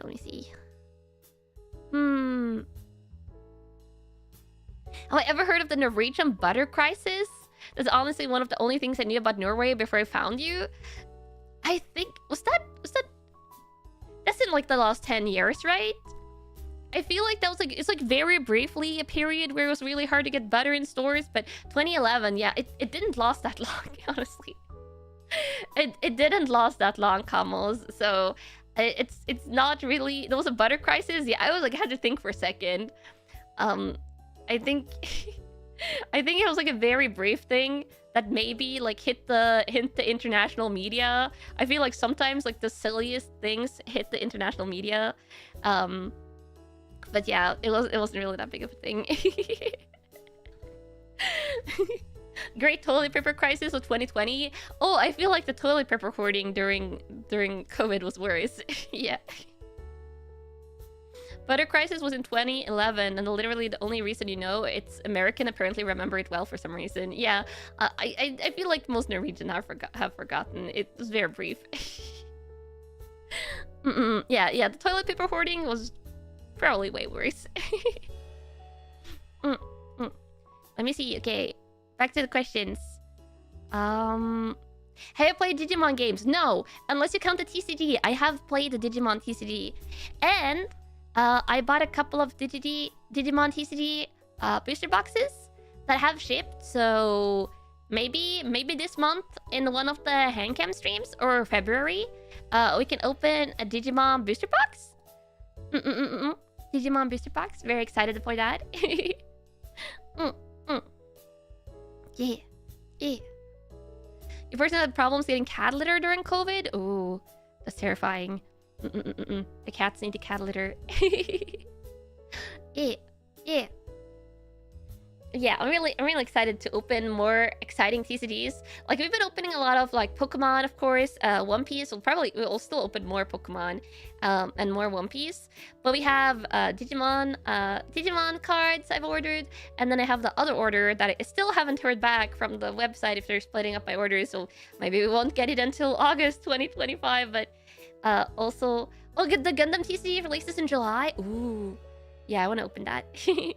Digimon TCG is played. It's pretty fun.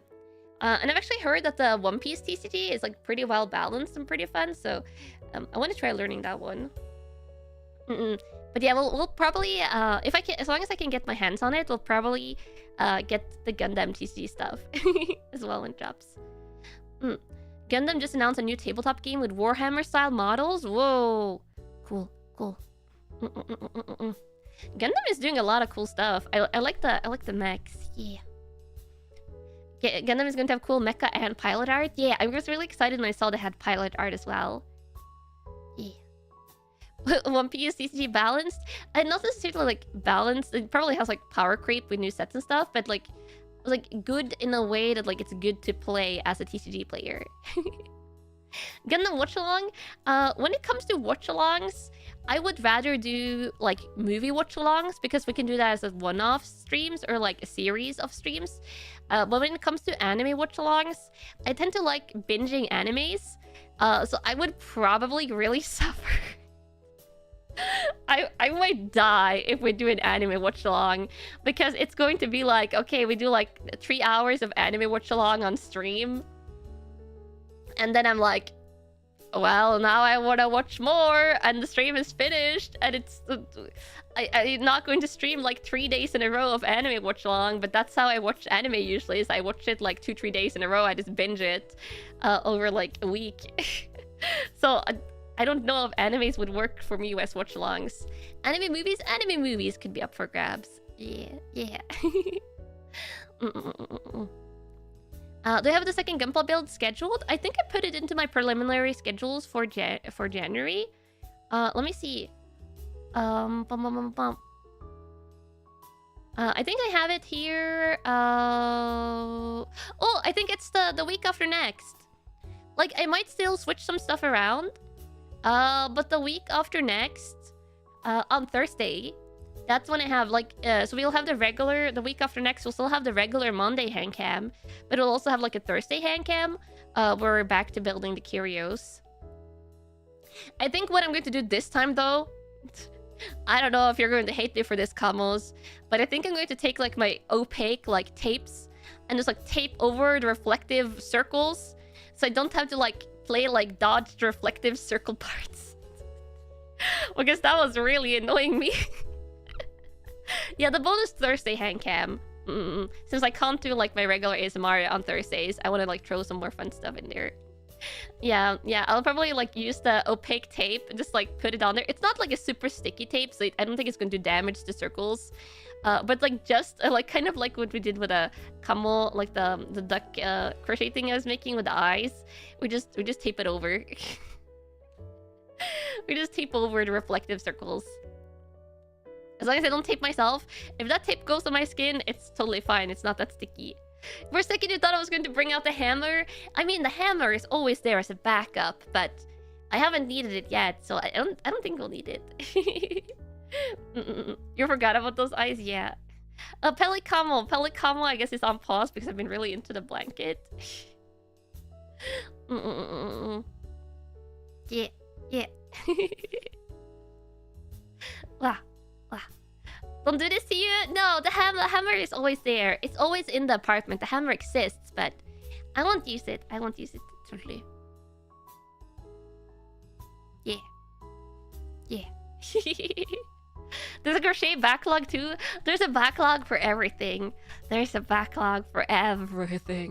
Ooh. Even a cover recording backlog. Oh, I just got a mix. I just got a mix for a cover back yesterday. There's a tiny tweak that I have to do on it. And then, like, the MV has to be made. But it's so good. It might be... I mean, it would depend on your taste in music. Like, maybe for some of you, my Bunny Girl cover is the favorite. Maybe for some of you, it's my Still Counting. Maybe for some of you, it's Beat Eater. But this might be my most epic cover yet. This might be my most epic cover yet. Yeah. For you, Kanna singing is your favorite, and all the covers are your favorite. What I want to make sure is, like, I wanna like over time, like, have, like, covers in, like, almost all genres. So no matter what's your favorite genre of music, you will have, like, one Kanna cover that can be, like, your go-to Kanna cover to listen to. Yeah, Kanna covers for all music interested Kamos. Yeah. Yeah, the genre variety. I also like switching between Japanese and English. So, like, there's just, like, more languages. Favorite Kanna cover is What Does the Fox Say? That's not a cover though. That was only in karaoke. Now you're super excited. I don't know if you like it though. I hope you like it. I hope you love it. Volbit cover is your favorite so far? Yeah. I really like them. I like all of them. I like all of the covers. Okay, let me go back to the question list since I still have this Q&A up. Can I be scary? I don't really think so. I rarely get angry.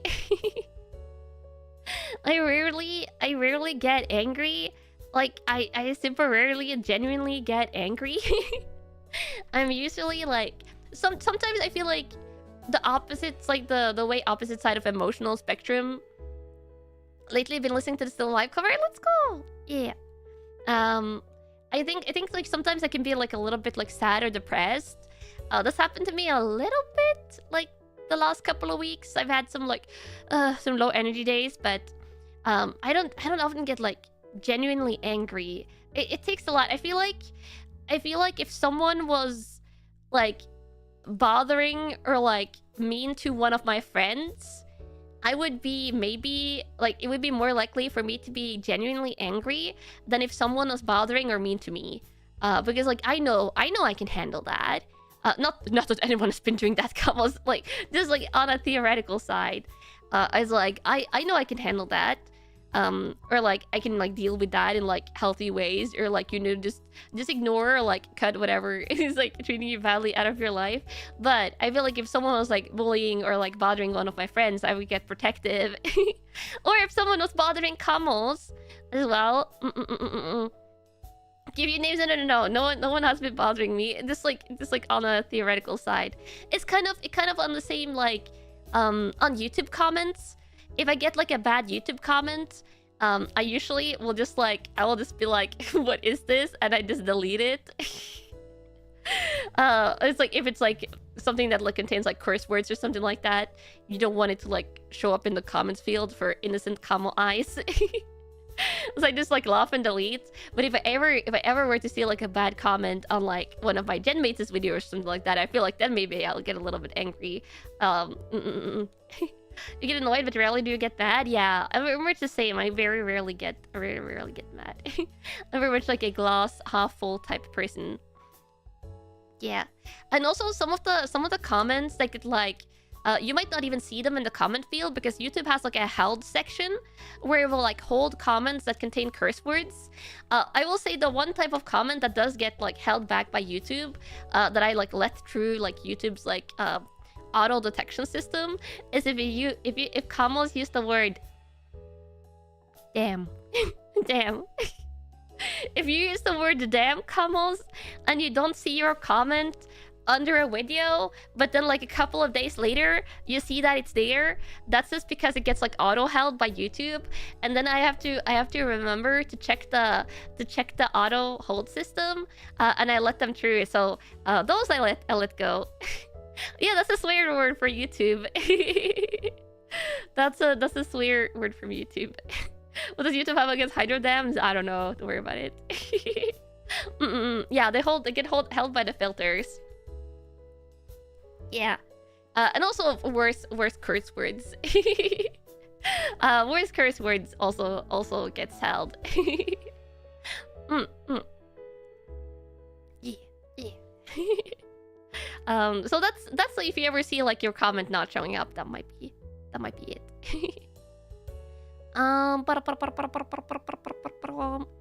What's my favorite anime video game? Yes. All the favorites.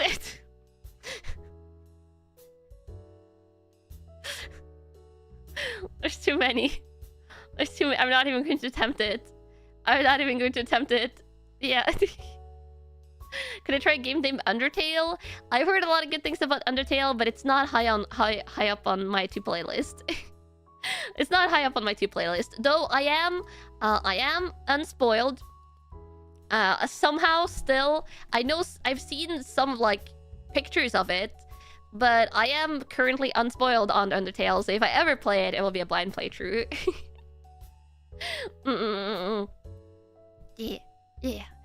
Yeah, that was an answer for sure, but the favorite question. Favorite game I've streamed so far? All of them, except for Jump King. Except not Jump King, but all the other games. Somehow you are too? Yeah. Not knowing memes. Yeah, I guess if there's spoilers and memes, me not knowing memes is coming in handy.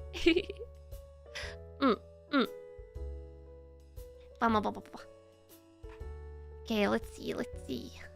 Jump King. No, I don't like Jump King. No Jump King.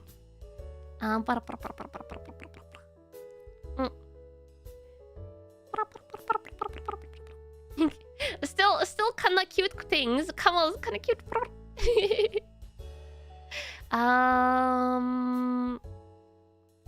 Any winter sports? Oh, we talked about winter sports before, so I would zoom back in the stream. I went into quite a tangent about winter sports.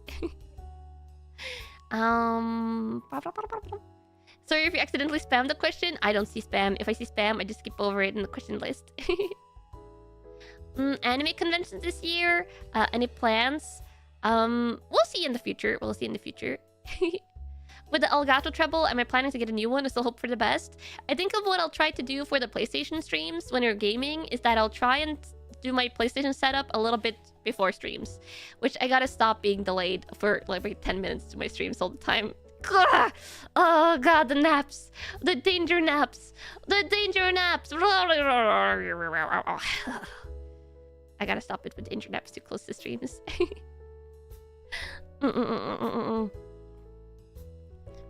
What is in my want to playlist at the moment? Like 40, 50 games. This is fine. This is fine. This is all fine, Camus. This is all fine. Oh god. Oh no. Don't ask me about my want to playlist. There's too many. It has like priorities and stuff. Oh god. And then there's like upcoming games and games that probably will be released. And oh, there's too many games. I feel like it's maybe more like 100 games. I don't know. Don't ask about the gaming backlog. That doesn't look fine. I don't know what you're talking about. Everything is fine. Everything is fine. Everything is fine. Have I never watched Marvel movies before? I have. I have watched a lot of the Marvel movies. It's some of the only movies I watched. Oji-san! Thank you for the 5 coins. Kanna cute. Kamo's cute.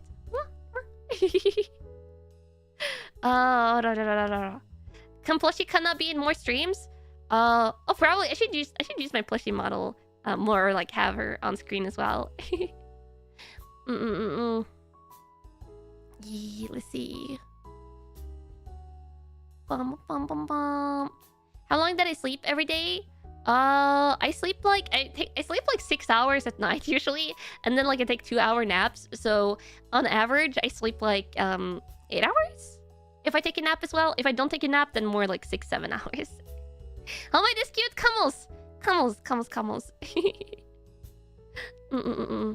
What was my degree in? Detective studies. Okay. Camel's detective studies. I think I've got through most of the questions. So we'll just end the Q&A function thingy, and you can just have regular questions. We can just have regular chatting. I just wanted to test out the Q&A function, which worked fine. It worked fine, but I wish I could cross out questions from the list after I've like gone through them. That would work a little bit better. If there is a way to do that, I didn't see it. Was it a good test run? Yeah. When I ended the Q&A, it cleared your typed message. Whoa, that's crazy. Was your question blacklisted? I didn't answer everything. Like some I might have skipped. But do my kitties ever nap in bed with me? Do you want to see pictures from my nap today? You want to see pictures from my nap today? I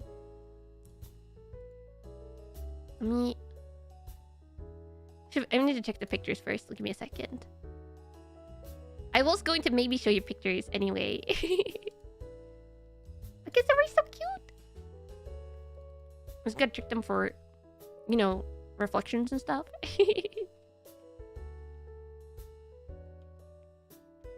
Oh, I accidentally downloaded the same picture twice.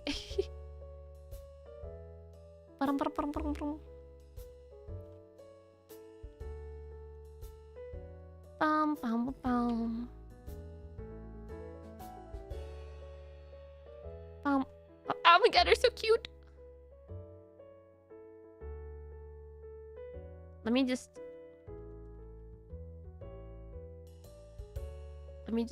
fix this.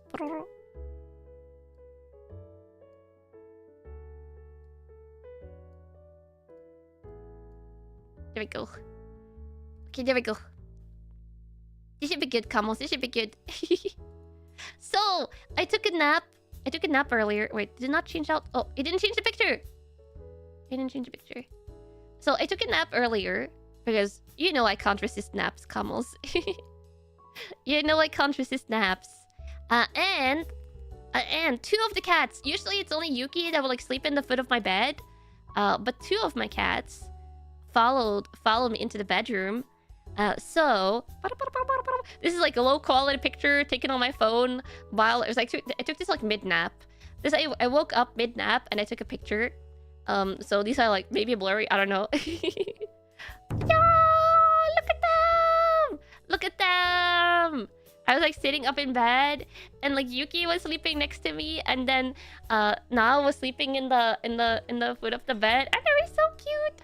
Don't worry about like there's some laundry on the floor that I was going to like wash, so don't worry about that. It's like just a bed sheet from last time I changed the bed. And I'm not too often in the bedroom, so I'm a little bit more sloppy sometimes with the laundry. Just a pile. Also because the cat's like playing on top of it. No, I'm just justifying it. Oh, Hazukashi! Hazukashi! Oh no! Disorganized! The laundry was perceived! No. But look at the sleepy kitty cats instead! Sleepy kitty cats! Sleepy kitty cats. They're so cute! They're so cute! I also am realizing that I need to do something about my bed situation. Because let me show you. Let me show you the other picture. I currently have 2 beds. So you can see here, I have in my bedroom, I have a 120 bed and a 90 bed, like 120 centimeters like width, and like a 20 bed, like 90 centimeter width bed. The 121 was my original bed. And then my mom moved countries earlier this year. And when you're moving countries, you don't want to bring like a lot of big furniture. So she had like a 90 bed. That way she was like, do you want this? And I was like, oh, if I ever have like a VTuber coming to visit for like an off collab, it would be nice to have 2 beds so they can just like sleep at my place. So I have like a bed, and also because like I was like the cats can just use them to sleep on. Or just like play on the other bed, but my old mattress, or like the mattress that's on the bed you see on the green bed sheet in the background, yeah, it's for possible like VTuber off collab. Yeah, planning for the future. And my bedroom is like a little bit bigger, and I don't use a lot of the space. I was like, I can just have a bed in there. It's not like I spend time in there anyway, except for sleeping. So my 120 bed is the one in the background. It has a memory foam mattress, which I don't mind it, but the new bed had like a non-memory foam mattress that feels softer, especially considering that I like sleeping on my side. So I switched over to the 90 centimeter bed, which I like more. I like the top mattress, like the top like non-memory foam mattress more. So now I'm sleeping on that one, but that gives less space to the cats. You can see like the cats are just sleeping on the edge there. Yeah, now I need to find a VTuber friend who has no cat allergies, because Lily, my Norwegian VTuber friend, has cat allergies and can't visit. So now I have the issue of like me and the cats not having space enough in the bed sometimes, because I like rolling around a little bit and have some plushies on the bed and stuff like that. So I need to find a non-memory foam mattress for my 120 bed, so I can replace the mattress I have currently, so I can start using that one again. Yeah, kitties are very cute. You just got back. Yeah.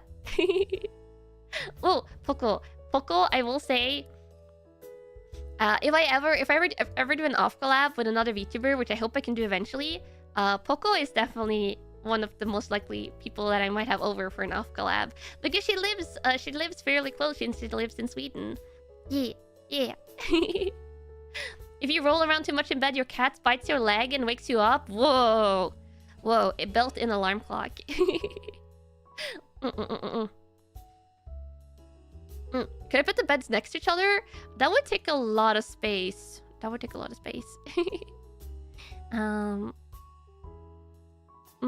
don't think Poco is allergic to cats though, because Poco has a cat. Let's see. Okay, so I had that picture, and I took some more close-ups. We have look at them, so cute. I took it like in the laying mode. I wanted to show like Yuki's little sleeping fur. She's so adorable. Yuki is the cat that usually sleeps in my bed, and Yuki's preferred spot is in the corner where Nao currently lies in this picture. But if Nao is lying there, then Yuki is not going to mess with Nao. But yeah. Yuki has pretty big ears. Yeah, they all have that air hair. It's like a Norwegian forest cat thingy. Very very fluffy. Though Yuki is the only one that's not allowed, or if he comes under the duvet, he's only allowed there when I'm awake. Like when I'm like lying down to sleep, he's not allowed to be under the duvet because he will like nibble on my like leg or like my arm or like my tummy or like any part of skin that he can reach. He will just like try and nibble and like do like little like hump. And it hurts. So Yuki is a little bit sassy. You think Yuki is my most beautiful cat? White cat with green eyes is so pretty. He is very pretty. He's very pretty. Yeah, he does the little noms. I took a close up of now.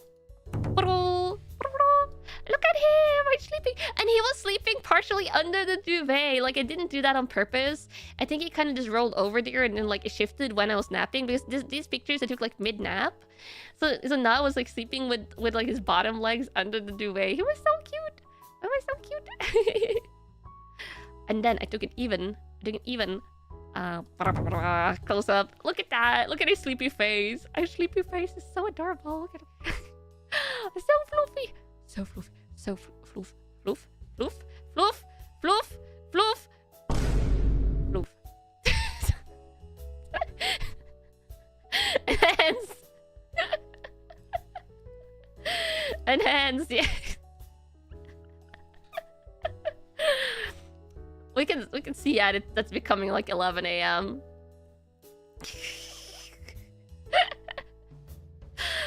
It's clearly becoming apparent that it's 11 a.m. and it's getting later. It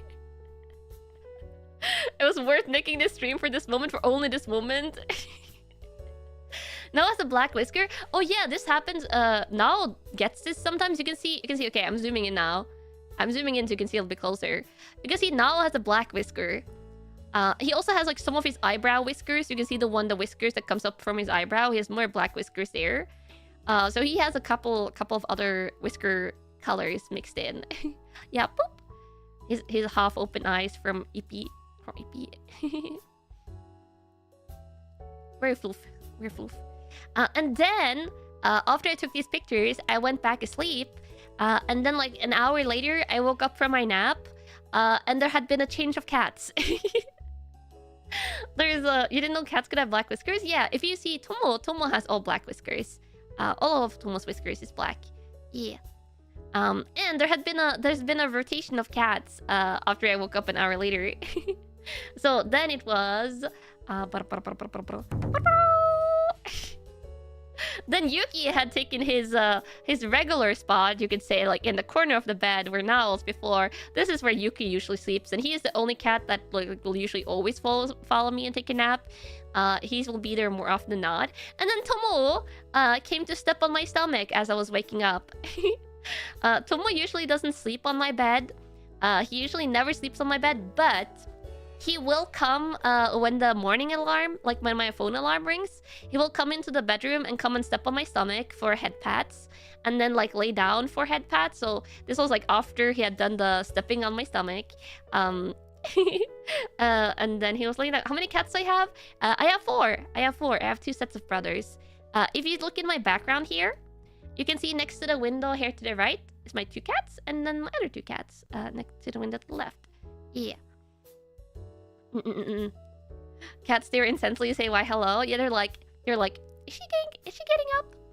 Is Kanna getting up? You can actually see the himbo in his face. Yeah, this is why I call him my himbo cat. Look at him. It's very himbo. He just exudes himbo. It's something about Tomo that's like exudes like, it's like just like himbo. I don't know what it is, but it's very like something. And then Yuki in the background there is like you can see it.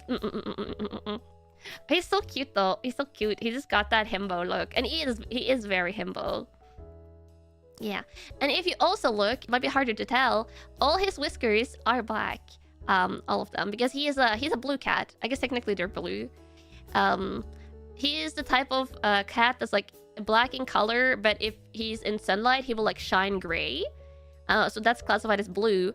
And black cats are the cats that if they like shine in sunlight, they will like have like a brown tone to them. But Tomo will like be like gray, like smoky. Has a very chiseled chin. Yeah, all of the cats have like kind of like a chiseled look. Yuki's kind of the most chiseled. If you want to see like more, I have like other pictures that aren't from today. It's like this is Tomo. This is Tomo in a nutshell. This is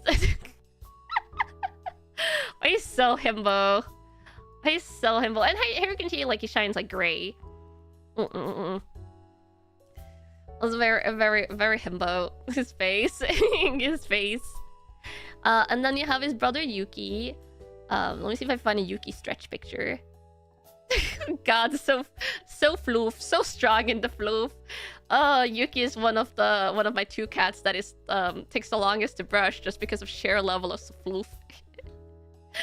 The little open mouth, the little open mouth. He's not even stretched out here. That's the crazy part. It's not even stretched out. It's kind of just like lying down. It looks like a sheep, yeah. Yeah. It looks like a sheep. Like, you can kind of... Let's see, do I have a stretch? I might not have a stretch picture in this folder. It's a little bit like stretched out here. Like a little bit. You can see like the cat tree in the background. He is my longest cat. He's my heaviest cat and my longest cat. He's also the youngest. He's also the youngest. By 5 days, he's the youngest. Yeah. Big cat. Yeah, big cat. Long. Big long cat. Yeah, he has like a majestic, like very like lion's mane majestic kind of. He looks like Gandalf. Oh my god. And then we have Jin. He's also doing a stretch. But Jin is my shortest cat, I think. I think Jin and Tomo are probably my shortest, but I think Jin is shorter than Tomo. He just is very fluffy. He has the fluffiest tail. He has like a squirrel tail. But he's the smallest, and he weighs... He has been on like a diet forever. He's been on a diet forever. And like, he was on a diet for like 4 months straight, not losing a single gram, somehow managing to stay within like 10 grams of his starting weight. And I was like, sir, please. And finally, he has lost like 50 grams or something, and I'm just like, victory. So yeah, he's like losing a little bit of weight. I want him to lose like 150 grams more, and then it'll be like perfect. But also, if you're wondering who was complaining during the ASMR stream earlier today, that was 100% Jin. Sometimes during ASMR streams, there'll be like 2 different cats meowing throughout the stream, like at 2 different points. Every single meow. That hopefully wasn't too many. I hope it won't like startle you awake if you watch the VOD. But that was all Jin. It's usually all Jin. It's like 70% of all ASMR meows is Jin. 20% is Yuki.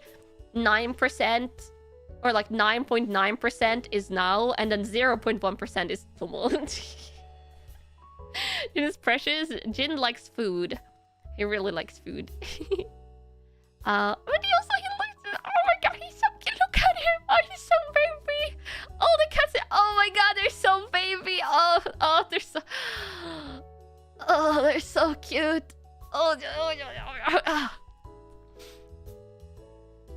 they're so baby. I need to make ASMR from only mouse. Maybe. The belly. Yeah, the belly. Are those bite marks? Oh yeah, on the cardboard. That's like just a cardboard thing. They decimate the cardboard cat things. Din is your favorite. He gets approval to interrupt the ASMR streams. I see. Oh no, this is the other cat bed. I have 3 of these cat's beds. This one that he's lying on right now, I actually moved where the one that they destroyed was, because the one they destroyed was their favorite. But this one, it's like really nice. It's a really nice one that fits their size. So I bought like 3 of them. Because often when I buy cat beds, like they will suddenly like become unavailable. Because it gets sold out. So when I find one that I really like, I will buy like a couple. Yeah, so this is Jin. He's also very like this. This is his mood a lot of the time. This is like Jin in a nutshell. He's my grumpy. He also he has never slept on the bed with me. Actually, I caught him once sleeping on my bed when I was not sleeping there. But I don't think he's ever like slept on the bed with me. He's kind of like, he does his own thing. He likes sleeping uninterrupted. That's definitely a mood. Yeah. He likes sleeping uninterrupted and will also does not like sleeping with the other cats. He will tolerate now his full brother sleeping with him for like 10 minutes. And then he'll be like, yeah, it's enough. I'm going off on my own. If you live, yeah, he's a big grumpy boy. And then my final cat. Yeah. The quintessential now mode. This is like, if I had to choose like one picture to like represent now, this would probably be it. This was during stream. I took this like during a stream. And this is like the thing that like describes the entirety of Nao's personality. He can do it, yeah. He is like, I can do that. I can get in that. And he also, to a fault, will be like, he will look at like the kitchen cabinets and be like, I can pry off the bottom panel of the kitchen cabinet. And then, yeah, he's not a himbo. He's not a himbo because he's actually pretty smart. I feel like saying that as you're looking at this picture feels wrong, but no, he has figured out how to pry off the cabinet panel underneath the kitchen cabinets because he wants to go under there. No, he's not the one that did the plant over. That's Tomo. That's himbo behavior. Now will never ask for help either. He's very self and independent cat. He's a very independent cat. He just likes doing stuff. He likes doing stuff. He likes getting into things. He is the one that 80% of the time decimates cardboard around the house. So when you see pictures where like cardboard has been chewed in the background, 80% of the time it's now. It's a very, very big cardboard chewer. Yeah, all the cat lore. I think I've talked about some of this in the past as well. Now is very, very sweet though. That's very sweet. Just very determined to get into absolutely everything that's not supposed to get into. And he's also this is also like 80% of his personality. If I go into the kitchen to like, this is my kitchen carpet. This is the carpet I have in the kitchen floor. If I go into the kitchen to like start cooking dinner, sometimes he will like run into the kitchen and he will lay down like this because he has figured out that if he lays down like this, I just melt and I give him lots of head pats and scritches and like belly scritches and neck scritches and yeah. He loves he can like take like half an hour straight of like scritches and be very happy. Oh, my cats look big. Yeah, they're Norwegian forest cats, which is one of the biggest cat breeds. Yeah. So he will always he does this like tucking his legs in and like rolling up with his it's so cute. Your cat sits on top of the coffee machine while you cook. Tomo and Jin will sometimes sit on top of the refrigerator while I cook. Yeah. But oh god, he loves doing this. He has perfected it. Yeah, he has perfected the maneuver. I think most of them have realized actually Nao and Jin have realized if they do this that they will get pets. Yeah. Oh, and here is Nao's handsome picture. Nao can be so handsome. Nao can be so handsome. Look at how handsome. Yeah. Oh, yes, 99 if he gets some good sleep. So handsome. I think I have like handsome pictures of most of them, like close-ups. And Nao's profile pic, yeah. This is Nao handsome picture. Do I have a handsome Jin picture?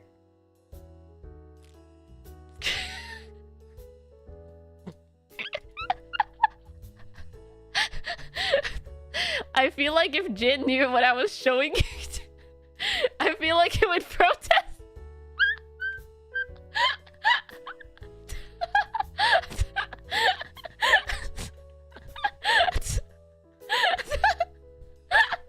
Oh my god, his little feet. His little feet looking like it's coming out of his neck. Let me find a better handsome picture for Jin. This one? This one? Maybe this one. You see, like, with his big floofy tail. Luck for Tura. Yeah. Yeah, most of these pictures I think I've showed you once in the past, but I don't show you the cat pictures too often, so... Yeah, then handsome Yuki picture. Oh, this is like the one I think I have handsomer pictures, but this is like Yuki being a cat loaf, and Jin in the background. You get blurry background Jin. But yeah, Yuki is doing the classic cat loaf, where you can't even see his legs because there's so much floof. The floof consumes him. Yeah. Cats can despawn their own legs. Yeah, you don't even see it. It's cat loaf. This is like a it's like what are you doing? And then we have, let me find a handsome Tomo picture. I think I actually have a pretty handsome picture of Tomo here. Ah yes, from the cat tree. Very handsome Tomo. And here you can see more his black whiskers. Yeah.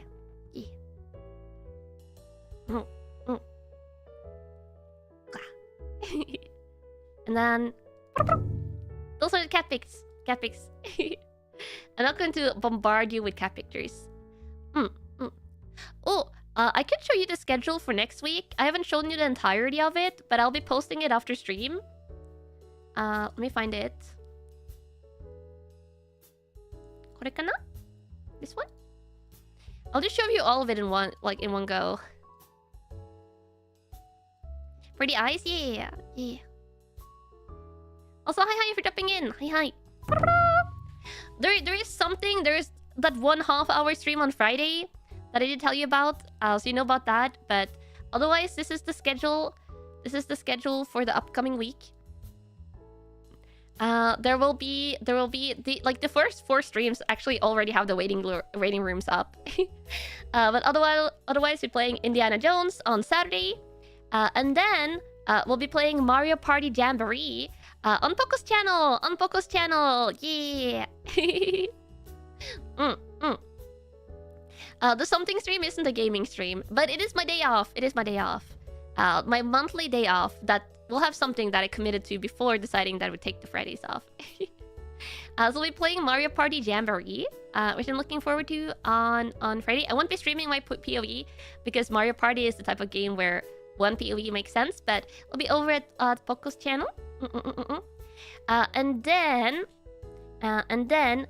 Deep Voice and Tingles ASMR will be the Patreon members ASMR for next week. And we'll be watching The Thing. On Sunday. And then also on Sunday is the card fight Vanguard tournament on Nova's channel. That will be like a little later in the day. It will be pretty late my time. I don't know when I'm playing my match during Nova's stream, but I hope it's earlier, so I won't have to stay up too late. Yeah, ASMR followed by The Thing, followed by Vanguard tournament. So it'll be packed. Actually, on my channel, it will be a little bit lighter. It'll be 1, 2, 3, 4, 5, 6, 7, 8. There will only be 8 streams on my channel next week, technically. And then when the week is over, one of them will disappear because the VOD forward Patreon ASMR will, of course, only be on Patreon. So only technically like 7 things on my channel next week, which is like a super light week. But I guess it's my rest week since it's the week where I have one day off. Yeah, 8 is rare. But in reality, it's like 1, 2, 3, 4, 5, 6, 7, 8, 9, 10 things happening. Because of the Vanguard tournament and also the Mario Party on Poco's channel. So, is it really a light week? I don't know. What's the event on Friday? I can't tell you yet because it hasn't been announced by the person who's hosting the event yet. So, you'll have to wait a little bit more. There you go. You might have to catch the movie watch along later. Yeah, don't worry. Rest week where I'm still working on my day off. Next month's rest week will be completely rest day. Yeah, we're still counting this as a normal week. It's a normal week with a little bit extra rest. But then the weekend will be super busy.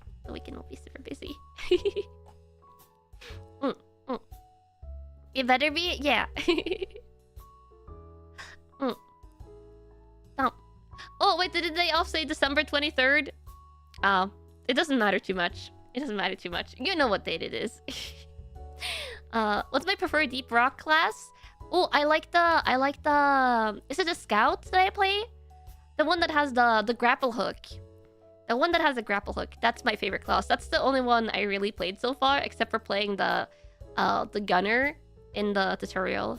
So I haven't tried out the other two, but yeah, I like the scout.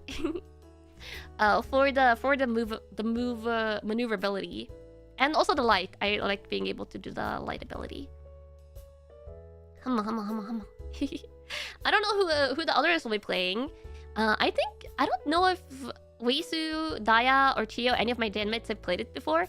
I'm pretty confident that Chio hasn't played Deep Rock Galactic before, but never say never.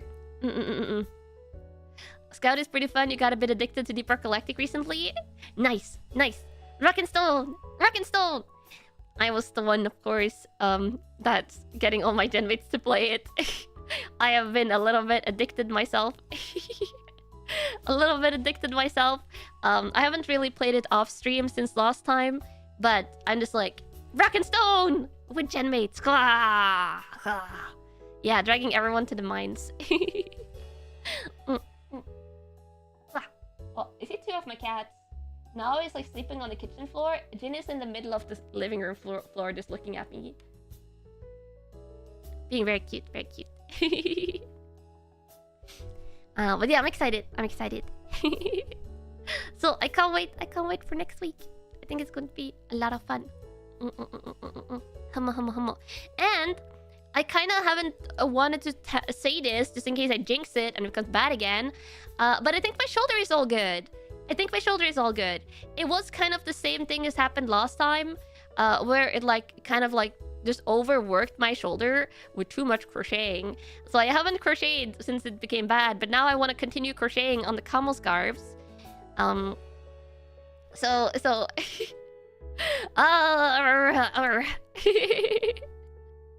I gotta be careful not to overdo it. But it was like gradually. I just had to wait for it to gradually get better and better. And now it's basically all good. Just do it, Les. Yeah, I gotta be careful. But I should be good to crochet on stream tomorrow. Yeah. More, come on, Gumi. TV Table Tray. Mwah! Thank you for gifting 5 Camoscon memberships. Thank you. Be sure to say some love if you get to gifted. And Altia, welcome back to the Camo Squad. Kla. Stretchies, yeah. I also gotta be good at doing my stretchies. I'm very good at doing my stretchies when I actively have a hurting shoulder. And then the second it stops hurting, then I get bad at doing my stretches again. Kla. Which is why I need to get the 3D tracking gear and get it to work. So when I get that and get it to work, then we can try a 3D stream. But I have to get it first. Yeah.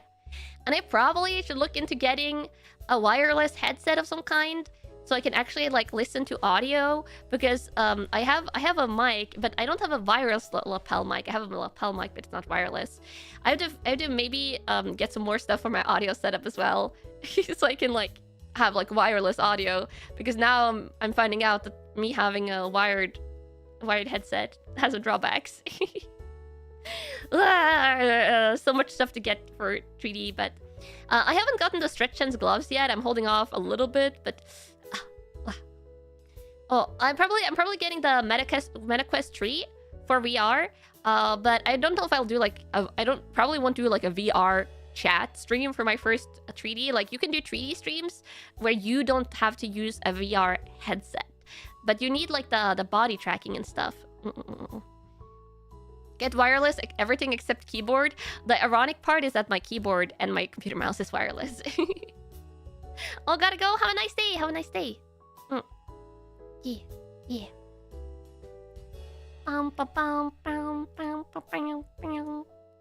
But I'm super excited for being able to do 3D. I want to try doing like dance stuff as well, like dancing shorts or things like that.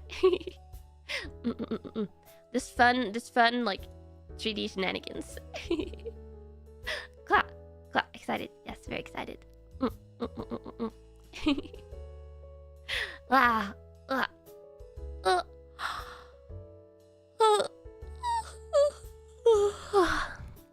bunny girl dance in 3D. Oh, that would be fun. That'd be fun. I am getting a little bit tired though. I'm getting a little bit tired. I think this is why I usually don't do like pure chatting streams without having a plan, or like it's like if we're doing a chatting stream and we're doing stuff like if doing stuff like rating the if we're doing stuff like rating like outfits like we did for Stellar Blade, then we'll like have something to like an activity to do, and then I don't get as tired. But I don't know, does it take brain capacity? Is that why? Does it take a lot of brain capacity to just chat? I don't know. Maybe it's just because I love the gaming and just like love doing fun activities. I don't too often do just like pure chatting streams. And when I do like pure chatting streams, when it reaches like 3 hours, it feels like I've done like a 5 or 6 hour gaming stream. I talk a lot. That also, I talk like nonstop. I talk like nonstop when we have like chatting streams. It's almost midnight too. Yeah, I think if we started at 6 p.m. the usual time, it would be like more normal. But since we started at 9 p.m. and it's also like not that far. I've been giving the cats their evening food a little bit later, so I've been giving them at around like 1 a.m. lately. But it's not that far until it's like their playtime. You broke a bowl and spilled fruit juice on your food. Cut your foot and missed half the stream while cleaning the mess. Oh no! I hope your foot isn't too hurt, and I hope you feel better soon. I wonder where I get tired. Don't worry about it. I talk almost non-stop most of the time. Ah, I see. That might be a thing that I do. That might be a thing that I do, Kamos. I will admit. I am very chatty. I'm very chatty. What is great? Okay, it's good. I go on. This is also Kamos. I feel like this is also why I don't do too many chatting streams. It's because I do like the 30 minutes to 45 minutes of chatting before gaming usually. So I'm just like, I feel like we do all the chatting then, and then like maybe I like run out of chatting things to chat about during the regular chatting stream. And then I did the crocheting streams now, and the crocheting streams kind of doubles as a chatting stream. We're just doing an activity at the same time. So yeah, you always have chatting streams. You have chatting streams before the gaming, and then you have the weekly chatting stream kind of with the crocheting stream. Yeah. Lots of Zatsu. Yeah. Yeah, I think this week was an anomaly, because we started Control, went right into the gaming there, and then when Sekiro fast too. Yeah. Kanna running out of things to chat about. Who am I and what did I do, Kanna? I feel like this is a little bit of an insecurity of mine, Kamos. A little bit of an insecurity of mine is like, I feel like since I'm such an inside person, and I don't like travel. Like, I don't travel a lot. I don't do like a lot of like break periods. I don't take like 2-3 days break where I like go out and do stuff. I'm like, I don't have a lot of like adventures to tell Kamos about. I'm just like, and sometimes I'm like, am I boring? You know, I get those thoughts sometimes, but at the same time, it's like we can experience adventures together. We can game and experience adventures together. And I really like every memory that we make together and stuff.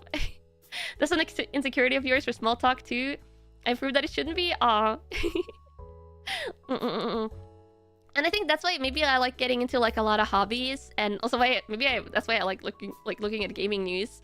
So we have plenty of things to talk about. And then I love talking about like everything that I learn about with all of you. I find it a lot of fun. Thank you for the reassurance, Kamos. I will remember it the next time I have those thoughts. You're mostly an inside person as well. You know the insecurity. Yeah, it's just like, you know, as an inside person, those thoughts pop into your head, and you're like, "Am I boring?" Yeah. But I did think we should round off here. I'll just chill a little bit, and then there will be like the cats playtime, the cats food time, and hopefully I will be in bed Before 3 a.m. Yes.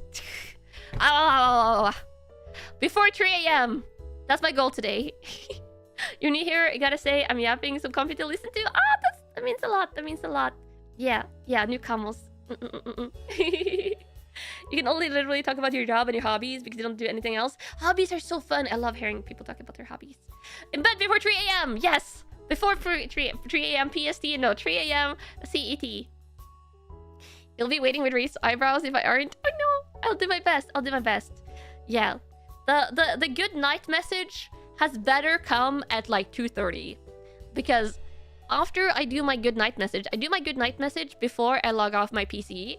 And after I log off my PC, I still spend a little bit of time with the cats, give them sort of dedicated head pats and stuff like that. And like I get ready for the night. So if it's not 2:30, if it's 3 a.m., then I'm not in bed before 3 a.m. So yeah. Do you take my vitamins? Oh, I do take my vitamins. I take them with my breakfast. I always take my vitamins with my breakfast.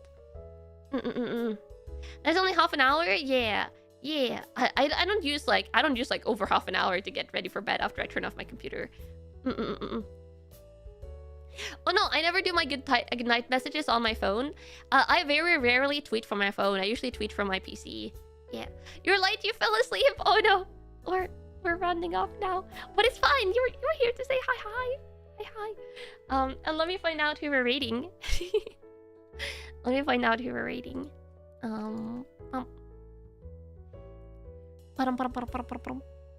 I do tweet from my phone sometimes, but it's pretty rare.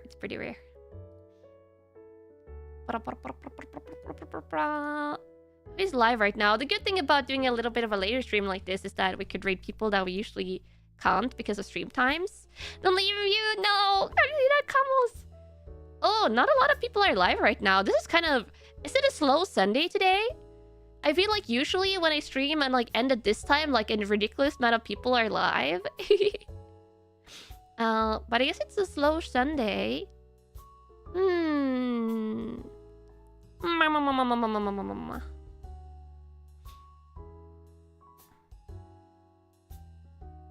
Oh, let's see. She raided pretty recently. She's doing a Japanese stream right now. She's probably doing a good morning stream. I think she's doing a good morning chatting stream. It's my VTuber sister. It's my younger VTuber sister. Yukime Lumi. Lumi-chan. Lumi. I love Lumi. She's so cute. She knows how to speak English. She does English streams sometimes, but she's doing Japanese stream right now. So if you just want to have some cute chatting on in the background, we're rating Lumi. And since she's a JP streamer, I don't always get an opportunity to raid her, so I love raiding her when I can. Yeah.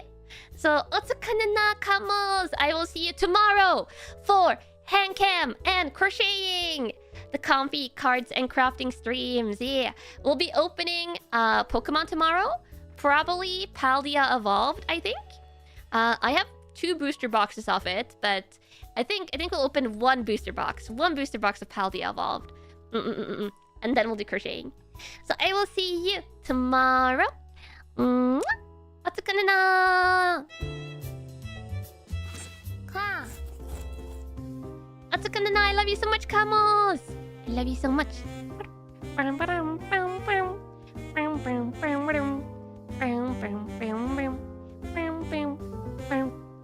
Oh, these are new boxes of Paradox Rift or Paldea Evolved. These booster boxes I've had forever. I have like 2 booster boxes of Paldea Evolved, 1 booster box of Paradox Rift, and 1 of Scarlet and Violet base set. I've never opened the Scarlet and Violet base set, so I'm excited for when we'll do that, but yeah, not yet. I want to see you, Kamals. Bye bye. Otsukana na.